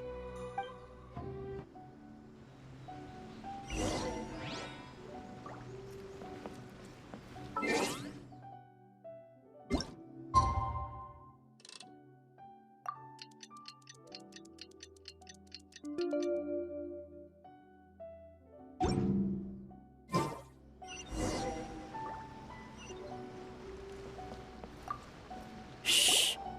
So you decided to come. It's a good thing you didn't arrive any earlier. You would have had to witness Sensei in one of his fits of madness. Just now, when Nanako was attending to him, she heard him whispering a few names to himself. When she asked him who the people were, he suddenly looked panic-stricken and pushed her away. It looked like he was in great distress. He was covering his ears and looking frantically around him with bloodshot eyes. All the while he kept calling those names. Some of them we knew, others we didn't recognize. But they all seemed to be the names of sword masters he had defeated in the past. One of them was Anzai. He used to be a fellow disciple of Sensei's. His senior, in fact. But Sensei defeated him in a duel many years ago, and he has been a wanderer ever since. Sensei wouldn't stop calling his name. Thankfully, the shrine maidens managed to subdue him, so the exorcism can finally continue. The ritual has now begun. All we can do is patiently await the result. Here's hoping Sensei will be back to his normal self very soon. Please, excuse me for a moment while I fetch some water. If he wakes up, he is sure to be thirsty.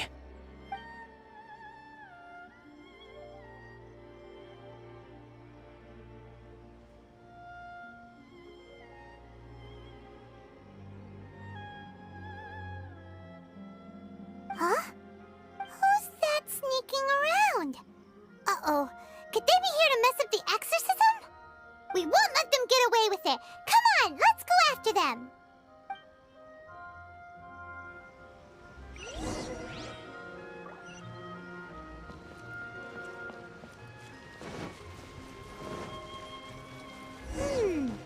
Seems they aren't here. Should we keep going further up?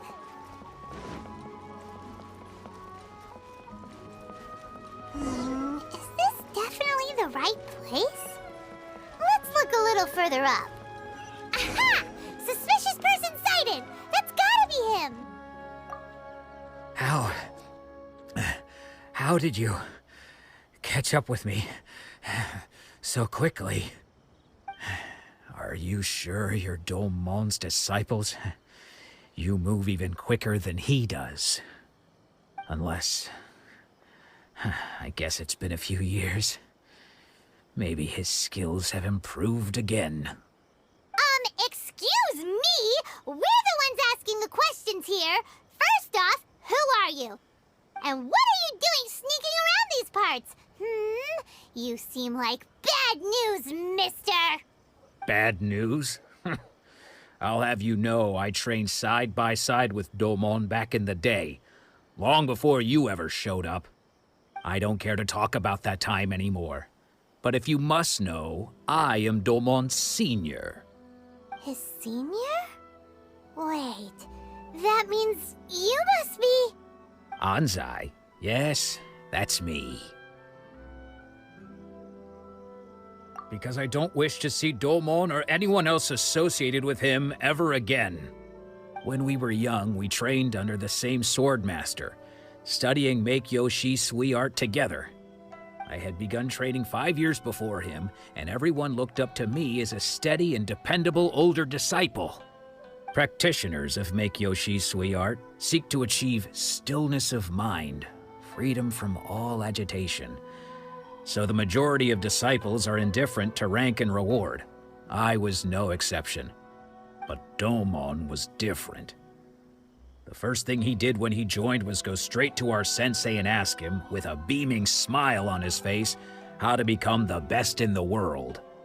Sensei scolded him and told him that the art of the sword should not be used for such vain ends.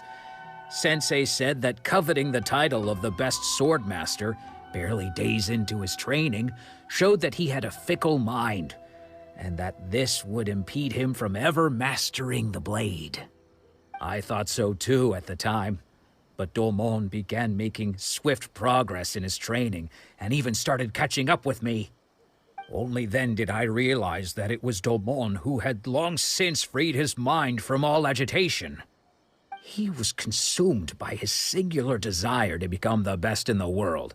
He sought nothing less than perfection in the art of the sword, and nothing could deter him from this goal, no matter what stood in his way. Sure sounds like he meant business. So how come you don't want to ever see him again? Because until he arrived, I was convinced that I would succeed our sensei as the master of Make-Yoshi Sui art. Of all the disciples, I was the most gifted. I had trained the longest. Everyone had high expectations for me. Domon's arrival changed everything. When we sparred, I lost not just the match, but my pride and my status too. I fled the dojo that day and never looked back. Later, I heard that he sparred with Sensei too. Sensei was advanced in years by then, and unfortunately that match used up every last ounce of energy in his body. After that, I wanted nothing further to do with him. Deep down, though, I still respected his mastery of the blade and his commitment to the art of the sword. So, when I heard rumors that he had lost his mind, my first reaction was to dismiss them as false. How could he, of all people, have lost his mind? His mind was the sharpest of them all. He had practiced Make-Yoshi Sui art to perfection. I decided to quietly come and see if it were true. Then, to my complete astonishment, I heard him call my name. I thought mine was a name he had long since forgotten. So you see, I came here not to cause him any harm. I just wanted to see for myself. Okay, you've heard my story. You should get back now. The exorcism is probably finishing. Seems like we got it wrong this time. He wasn't here to mess up the exorcism at all. Still, Paimon's not sure we should bring him back with us. Let's go see how the exorcism's coming along.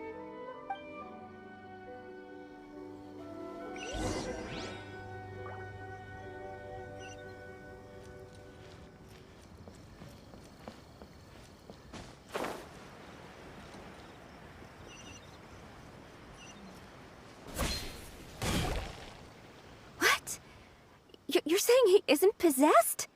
Does that mean he's just lost his mind? But how is that possible? No, I refuse to believe it. Something's clearly wrong. Nanako, please. Try not to get agitated. I am sorry. With what powers I have, I can find no sign of any malignant spirit having possessed Domon. But spirits may take a myriad of forms in this world, many of which I cannot claim to have witnessed myself. Thus, I dare not rule out possession with complete certainty. And all is certainly not lost, for I received word not long ago that Lady Yae has taken an interest in your sensei's case. Lady Yae? Is that the same Lady Yae that I think you mean? The head shrine maiden of the Grand Narukami Shrine? That's wonderful news! Then Sensei will be sure to recover. Correct. Lady Yae is most knowledgeable indeed, and has abundant experience in the exorcism of evil spirits and aversion of great calamities. I am unable to say for certain whether an evil spirit has possessed your sensei, but Lady Yae can give a conclusive verdict. Excuse me, Miss Inagi, but I must ask, should we prepare a greeting gift for Lady Yae? That won't be necessary. All that is required of you is your timely arrival at the Grand Narukami Shrine. Lady Yae does not like to be kept waiting. I must leave now, but we will meet soon at the shrine. I wish Domon a full and speedy recovery. Who'd have thought Lady Yae herself would have taken notice of our sensei's case? Do you mean to say that Sensei isn't renowned enough to deserve Lady Yae's attention? No, that's not what I meant at all. You misunderstand me. I just mean this is Lady Yae, the head shrine maiden. She has direct and close contact with the almighty Shogun herself. Anyway, you should join us too, tomorrow. Given that you've traveled all this way just to meet our sensei, we, the disciples of Meikyo Shisui Art, will do our best to help you. Sure! After all, everyone seems pretty excited about Lady Yae. We're curious to meet her too. Who knows? Maybe we'll be able to find out a thing or two about the Raiden children from her.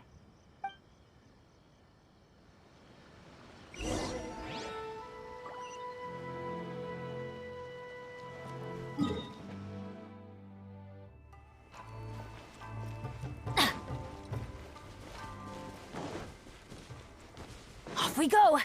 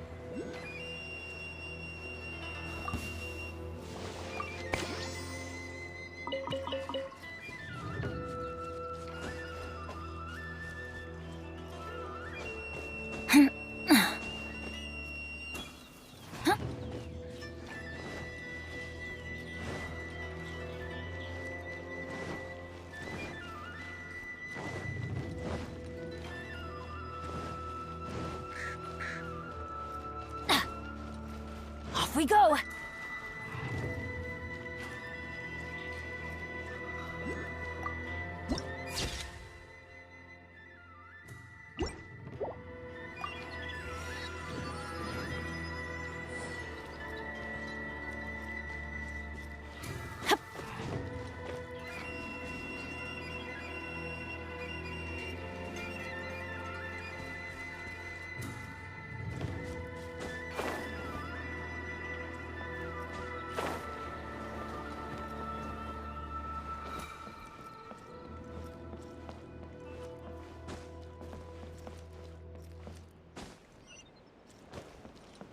What?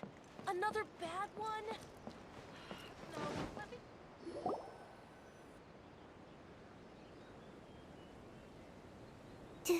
Do you think that's Lady Ai? Oh, no wonder Junior is so excited. She has a really striking presence. Also, is it just Paimon? Or did she look right at us just now?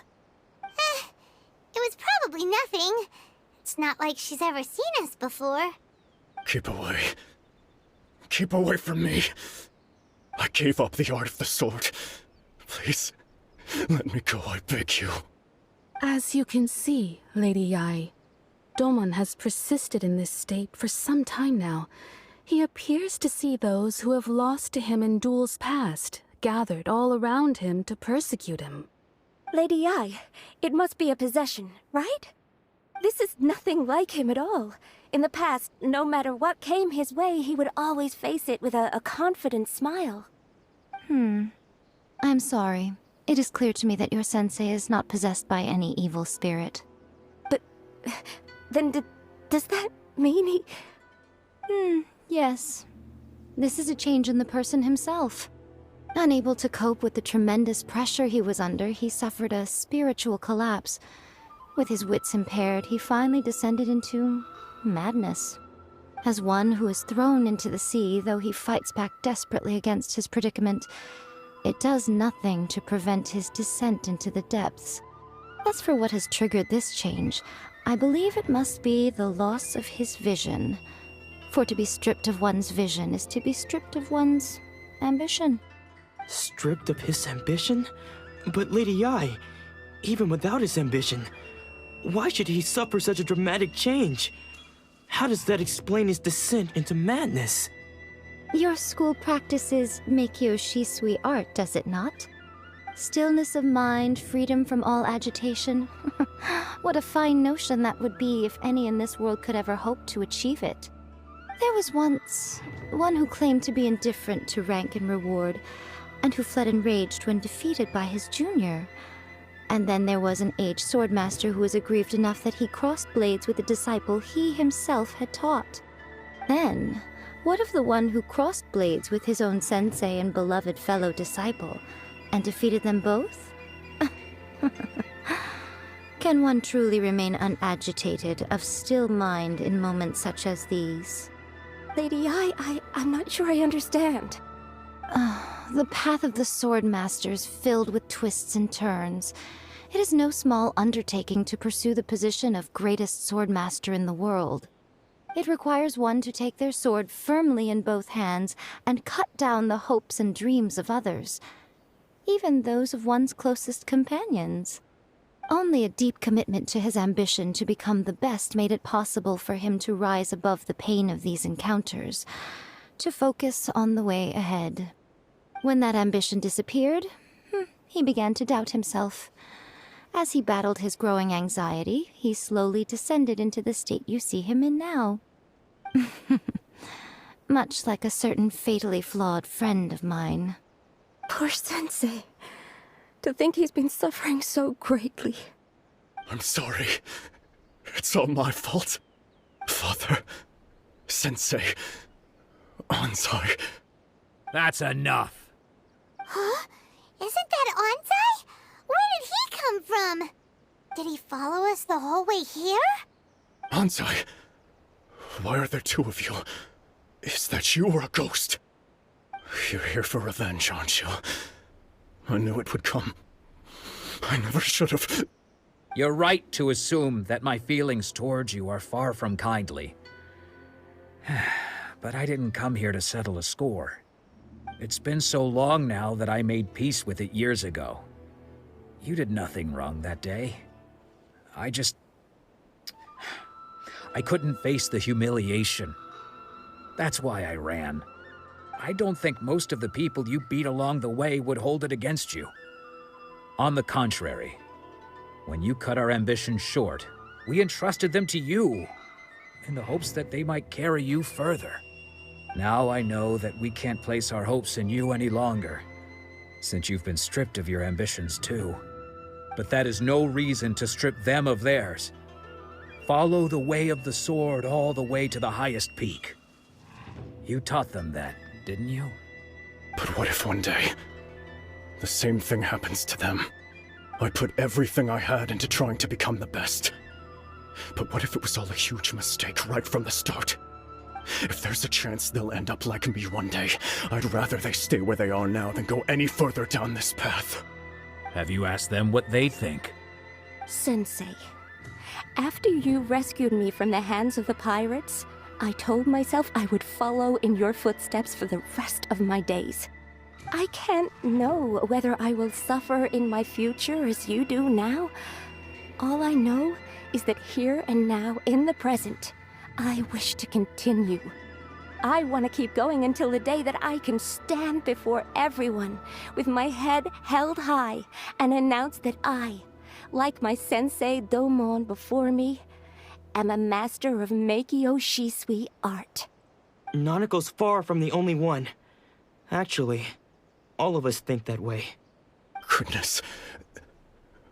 Well, You see? You can place the ambition you once had in their hands. Being stripped of your ambition is something that's never happened to me, so I can't claim to understand it. But I do know what it feels like to have your ambitions crushed. That's what happened on the day that you so effortlessly defeated me. So, just as I once placed my ambitions onto you, it is time for you to release yours into their custody. You are not in the same position that I was. When I left, I had nothing to my name.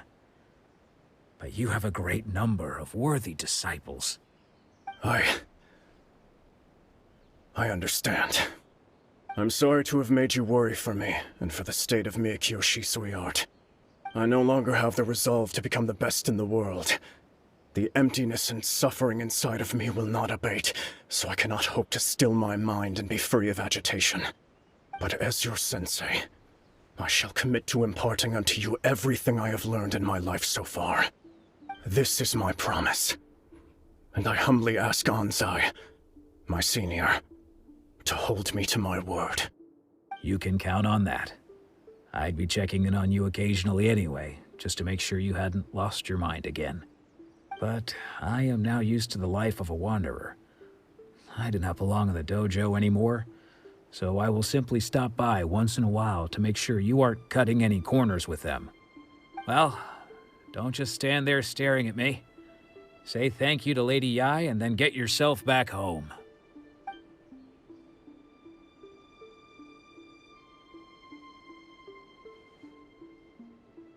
So even though his ambition was taken away, his disciples can take it over on his behalf. Guess that sort of solves this one, huh? Traveler, a moment, please. Lady Yai has some words for you. So, my intuition was correct. The wind that blows from afar carries fresh life to these shores. For us to meet now is premature. Nevertheless, you set foot on these islands at precisely the right moment.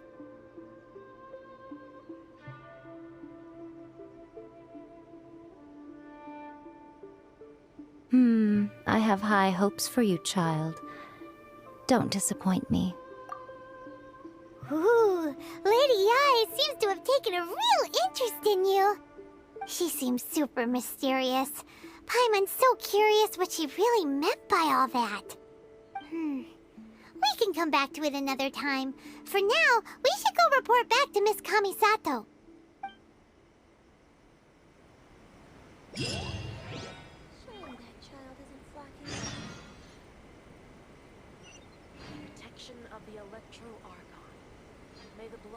of the sacred sakura bloom eternally.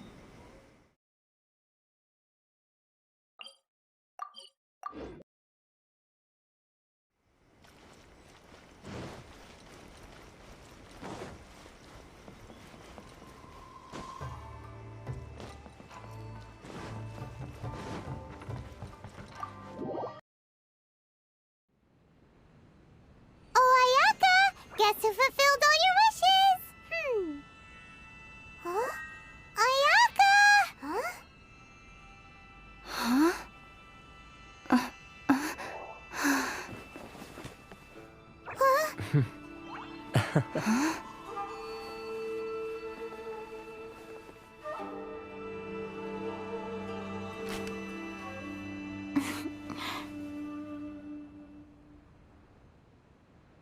Traveler, Paimon, it is a pleasure to finally meet you both face to face. I have heard all about how you helped our three friends. My sincerest thanks to you. Yeah. Short of getting them their visions back, it seems like there's no way to really help them. Ayaka, how come this time you get to come out and meet us in person? Because now that you have done the three things I asked of you, I consider you to be my friends. As you will observe, I dispense with the screen for Toma also. Mm-hmm. Ooh, wait a second. But isn't Toma your, servant? Paimon's happy to help and all, but Paimon sure as heck did not sign up to be a servant. Oh. Paimon, you are most entertaining. Toma is first and foremost my friend, and was so before he ever became my attendant. Oh, okay then. Ayaka, you seem pretty different out in the open compared to how you are behind the screen. Alright, we can be friends. Thank you both kindly. Back to the matter at hand. You have now witnessed the pain of those deprived of their visions. What are your feelings on what you have seen? Perhaps in the eyes of a deity such as the almighty Shogun, the lives of those who inhabit the world are inconsequential. Thunders roar, lightnings flash, the winds assault, and the rains descent. All these things take place with no regard for the feelings of the common people. But I believe that surely you understand what they must endure. It seems that perhaps now you can appreciate my feelings on all of this. In which case, perhaps you would be willing to reconsider your stance? You will? Really? Naturally. All right, bravo, my lady. You were right all along. See? I told you she wouldn't reject them. I'd placed my trust in the right person after all. Now then, given that the remainder of our discussion pertains to matters of a more confidential nature, perhaps we could move to the Komore Tea House?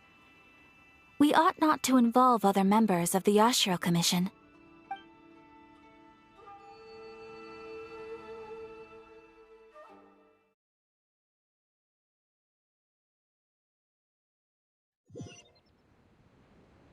Well, here we are again. Please continue without me. I'll keep watch.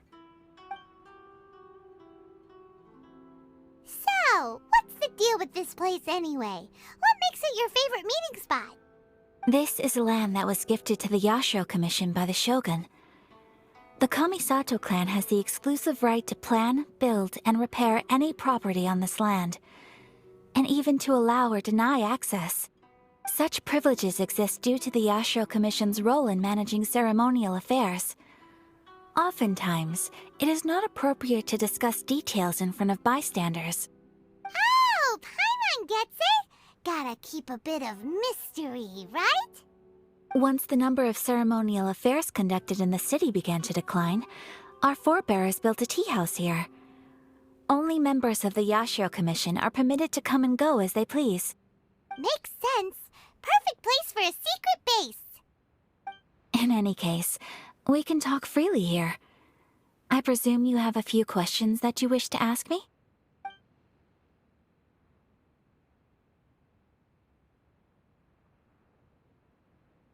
The issue is this.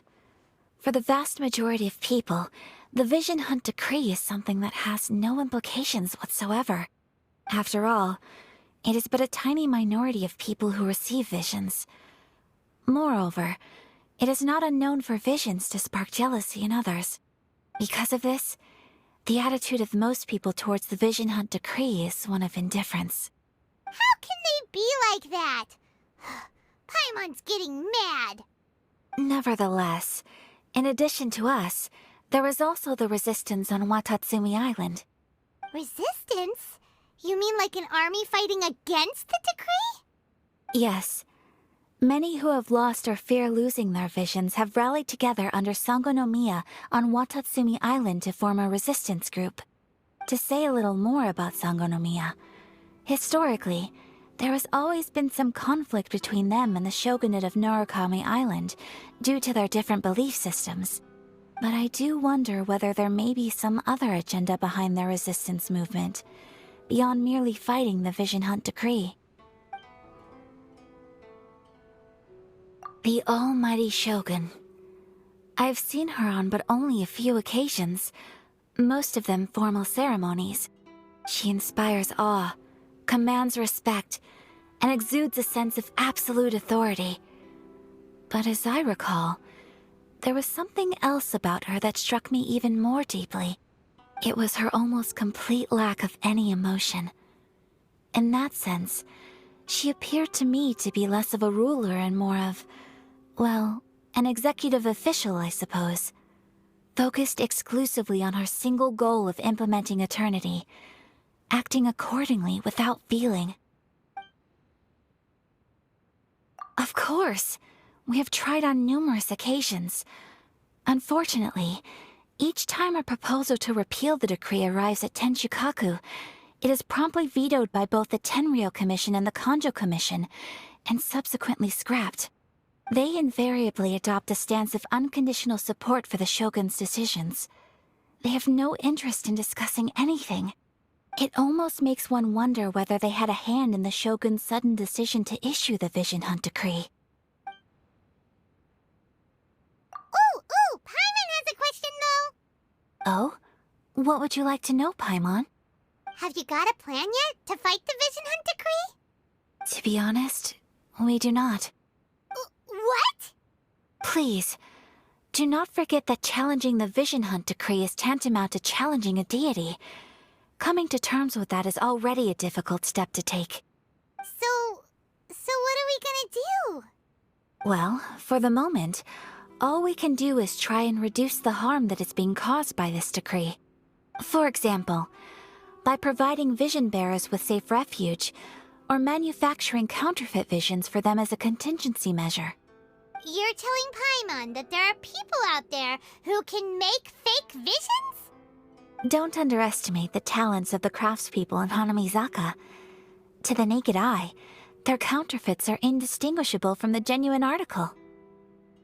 The problem we are facing right now is that Master Masakatsu, who was providing us with counterfeit visions, has recently been arrested by the Tenryou Commission. Darn! So they found out about it? Ugh. Yes. We knew it was not a long-term solution, and that it was only a matter of time before it would be exposed. But we cannot exactly. I feel the same way. But given mine and Toma's identities as part of the Yashiro Commission, breaking him out of prison would risk dragging down the reputation of the entire Kamisato clan should we be caught. That would only serve to cast suspicion on any future activity we might seek to attempt. By no means do we intend to place the burden of such a task on your shoulders alone. When you are ready, go to Hanamizaka and look for a fireworks shop run by the Naganohara family. There, you will find someone who can help you.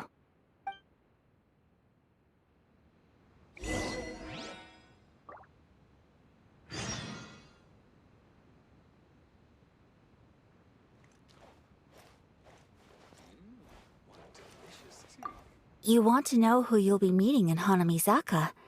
Let's just say...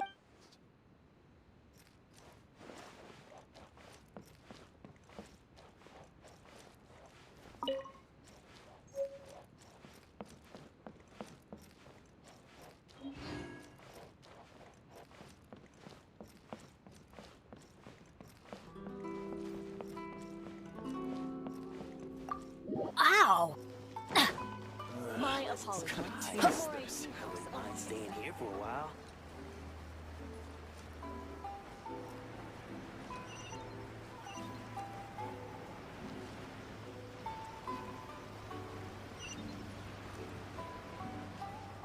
Just hand it over. You don't want any trouble with me.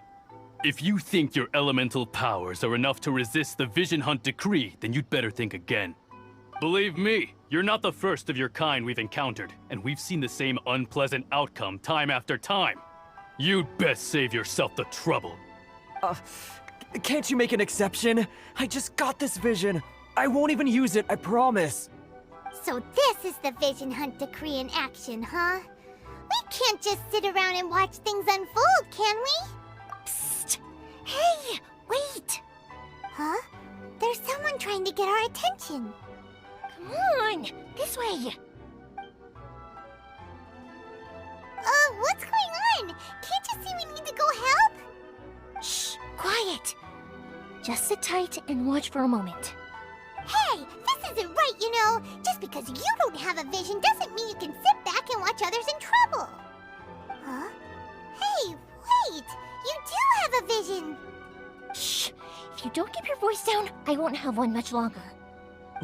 All right. Here, take it. Wise choice. All right, let's go. What should we do now? He's already given up his vision. Doesn't he know what could happen to him after losing it? This is your fault. You're the one who stopped us from interfering. Many thanks, Miss Euthymia. If you hadn't swapped me a fake just now, I'm sure I would have lost it. No worries. You put on quite the convincing performance. Oh, so that's what's going on here.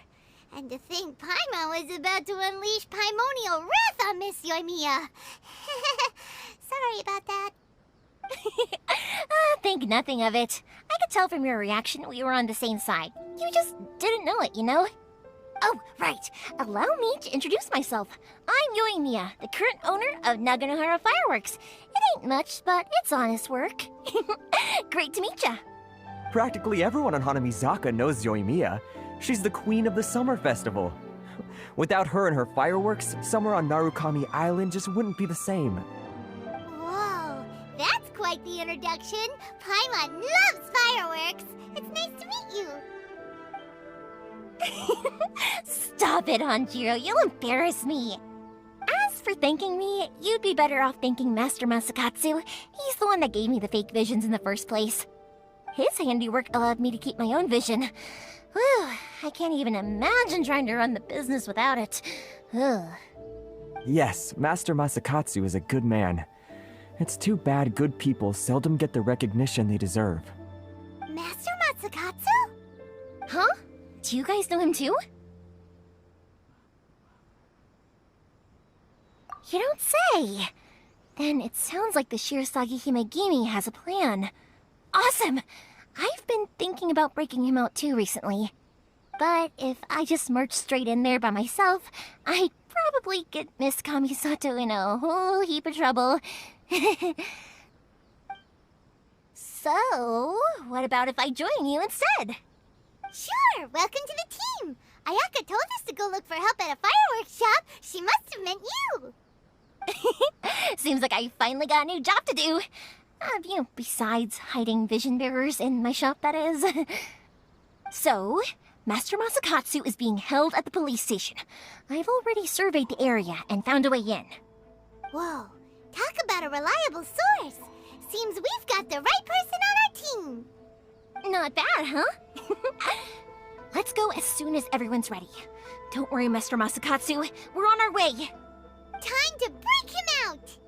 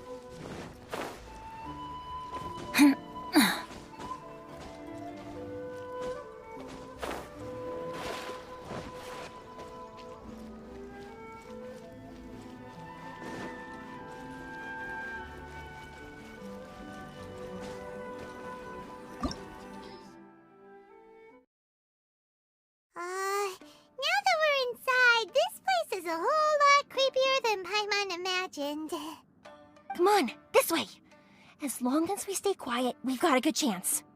I certainly wouldn't want to end up locked away in here. Let's find Master Masakatsu and get out of here. We should split up.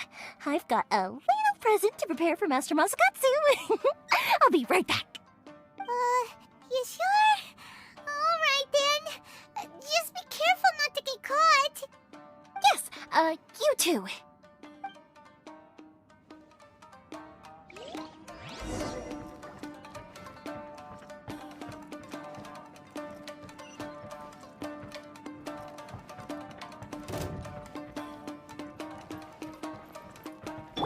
Forth, my blade!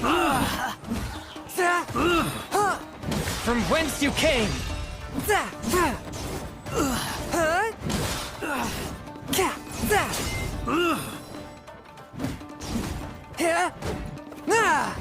One with my blade!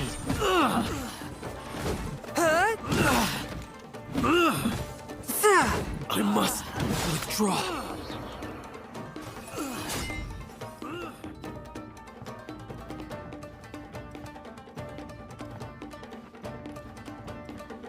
Talk about a big door! It seems we need to collect something shaped like Magatama in order to open it.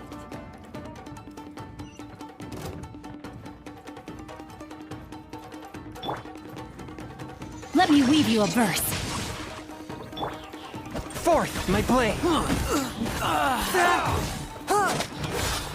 Submit for judgment!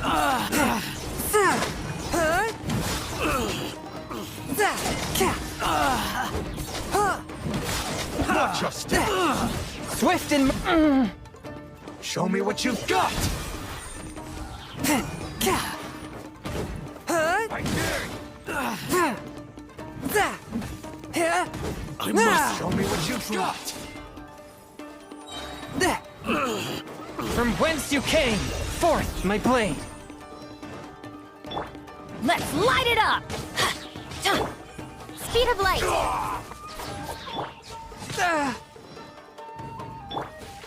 No, my sword! Curb your fury! Don't hold back. Train harder.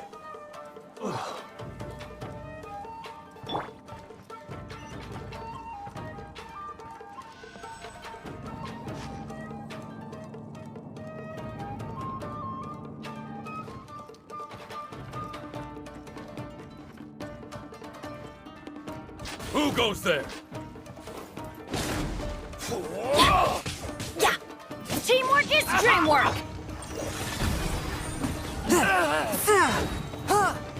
Submit for judgment! I've lost.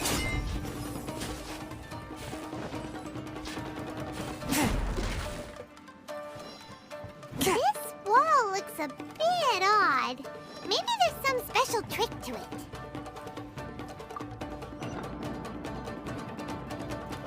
These guys seem a lot tougher than usual. Paimon wonders if that armor over there has anything to do with the source of their strength.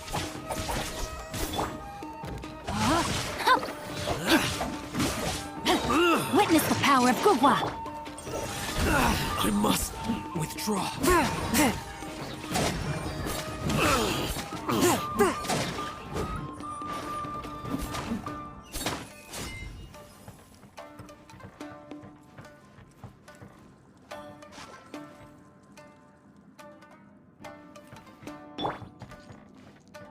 Battle Teach me a lesson. Soldiers, quick! Allow me to strike first.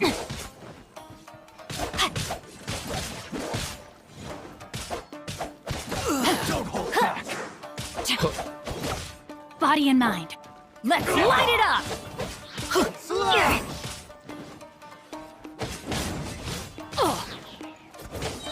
I'm going in! One with my blade! From whence you came! Soldiers, quick! No, my sword! I dare you! A touch of frost! I've lost! Submit for judgment! Watch your step! Allow.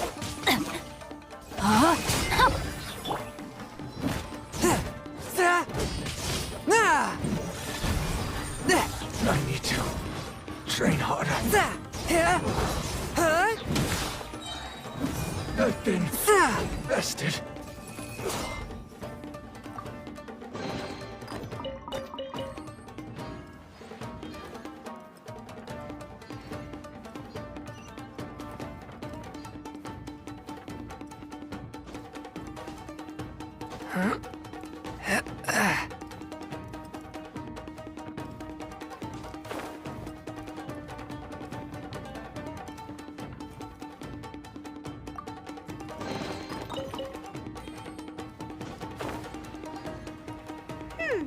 Doesn't that Magatama shape look pretty similar to the grooves on the door over there?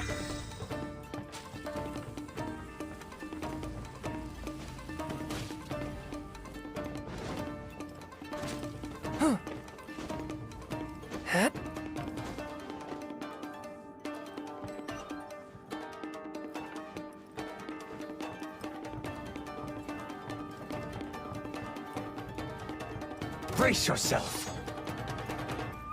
Show me what you've got. Ha! Show me what you've got. Not good. No, my sword. Spirit Blade! Attack! Forth, my blade!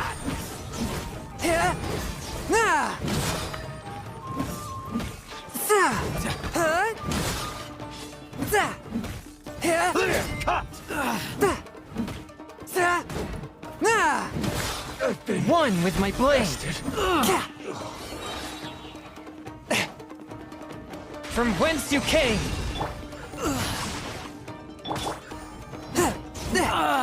Don't hold Let me weave you a verse. Swift and merciful!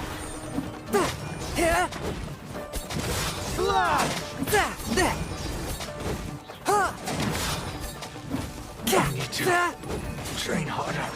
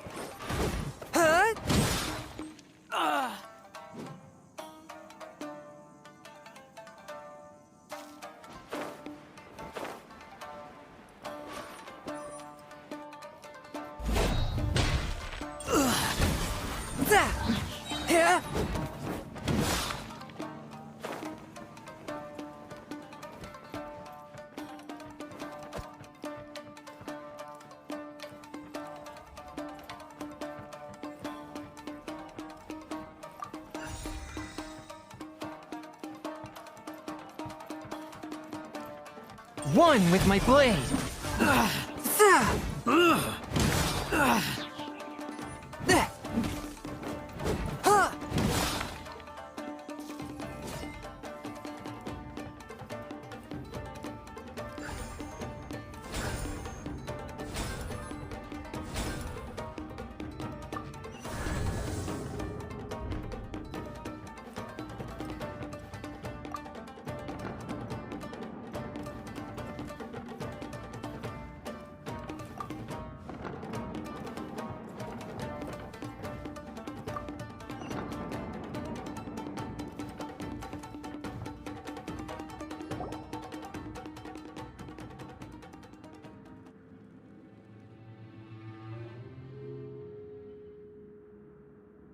Quick, hide!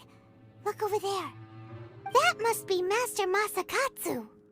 Did you really think that little trick of yours could fool us?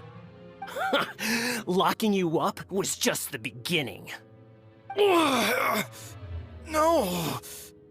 Oh no! Those Tenryou Commission brutes are torturing him! If we don't come up with a way to break him out fast, then wretch! If anything happens to Master Masakatsu, our whole plan will have been for nothing. Hey, you there! What are you doing? Ma'am. We were just teaching him a little lesson, that's all. Huh? Who's that? That's Kujo Sara, adopted daughter of the Kujo clan of the Tenryo Commission. She's also a general in the Shogun's army. What's she doing here? Make way, let me have a look at him.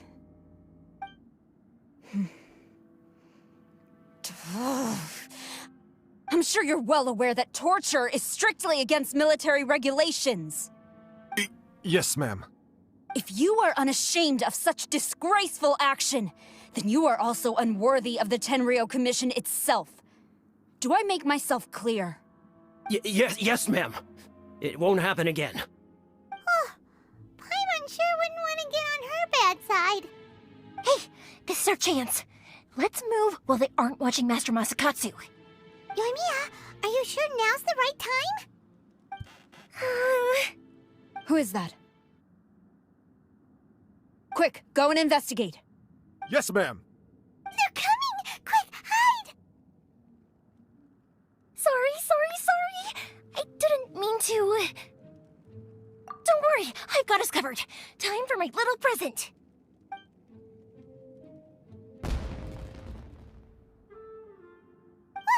Fireworks! Huh? Was that an explosion? It sounded like fireworks. Quick, let's hurry! The fireworks were enough to distract them. Maybe more than enough. Fireworks aren't just for festivals, you know. I was particularly proud of this batch. I decided to. Whoa! Whoa! Yoimiya, this is turning into a bit of a fireworks display. Well, fireworks are my craft after all. Every batch has to be spectacular. Look, the coast is clear. Now's our chance.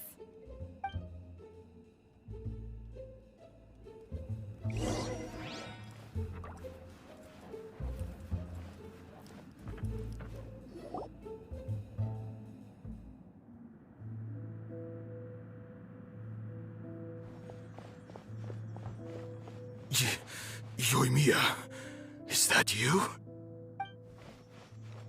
Master Masakatsu! Sorry we took so long. Oh, those awful guards. Come on! We've got no time to lose! They could be back any minute!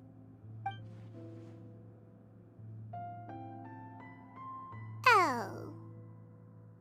Yes, leave. Before I let my judgment get the better of me. He's in serious condition. Be sure he gets immediate medical attention.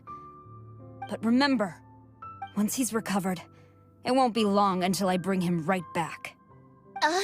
Well... Leave this place.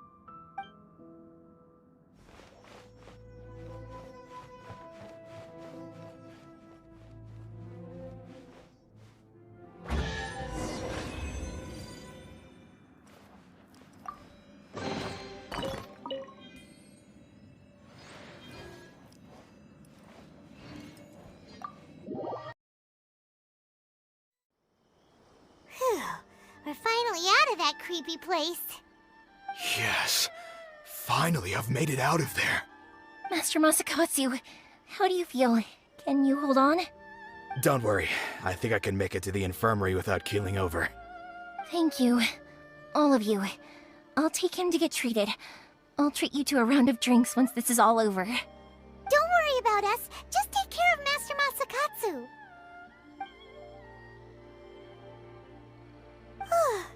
Good thing we were able to rescue him. Right, Kujusara. Do you think she was making up for how the guards were treating him? It seems as though there are some okay people among the ranks of the Tenryo Commission. Though Paimon would never agree with their actions in the Vision Hunt Decree, of course. How about we go tell Ayaka and the others the good news?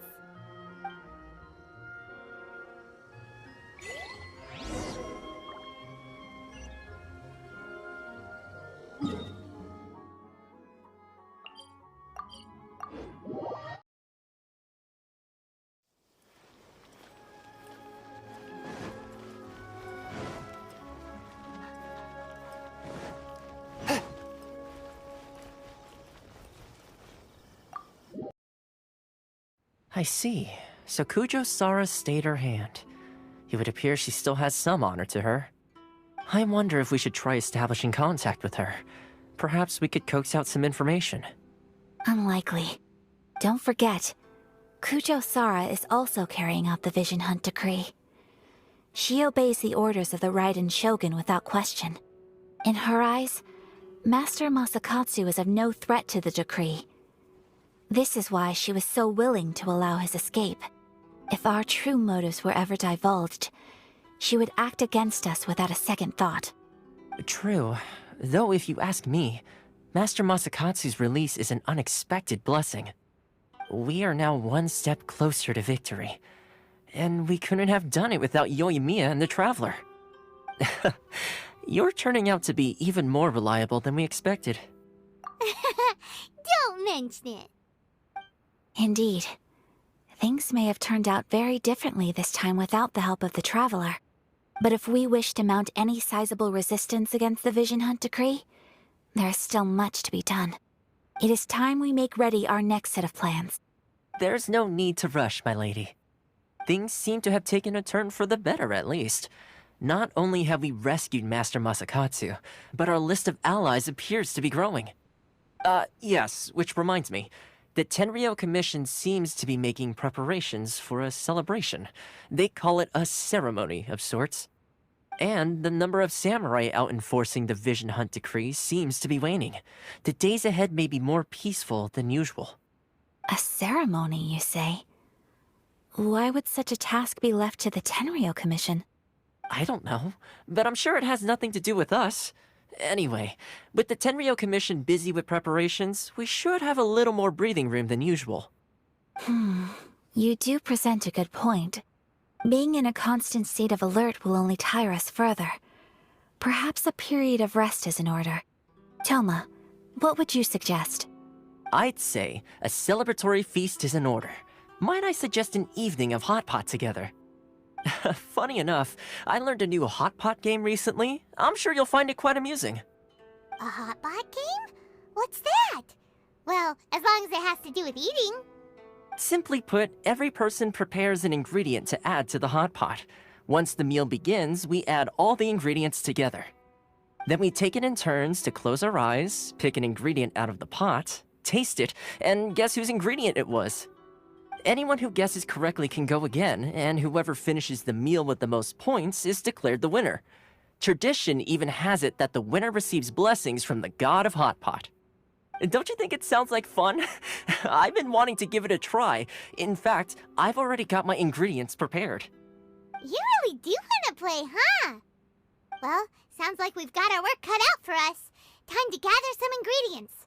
But what should we choose?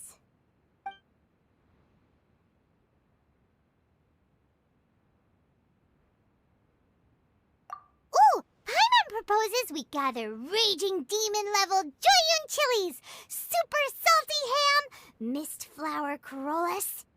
This is already shaping up to be a hot pot to remember! Oh, my stomach! It feels like Yoimiya's fireworks are going off inside me. Who would have guessed that Toma would be the winner? He ate practically all those weird ingredients without a second thought. Toma? You okay, buddy? Salt-crusted herring, unripe lavender melon, flash-boiled dongo, oh, and whatever that thing was that nearly froze my tongue off. Hold up, my life is starting to flash before my eyes. Time I call it a night, everyone. You've only got yourself to blame, Toma. All those strange things you ate were ingredients you added yourself. But weren't you the one who added those little cakes, Ayaka? I think the Traveler ended up eating one. Boiling cakes in hot pot? Ugh. Think of the texture. I must apologize. To be perfectly honest, I thought the cakes would be a tasty addition. Uh-oh. I'm definitely not okay. I need to lie down.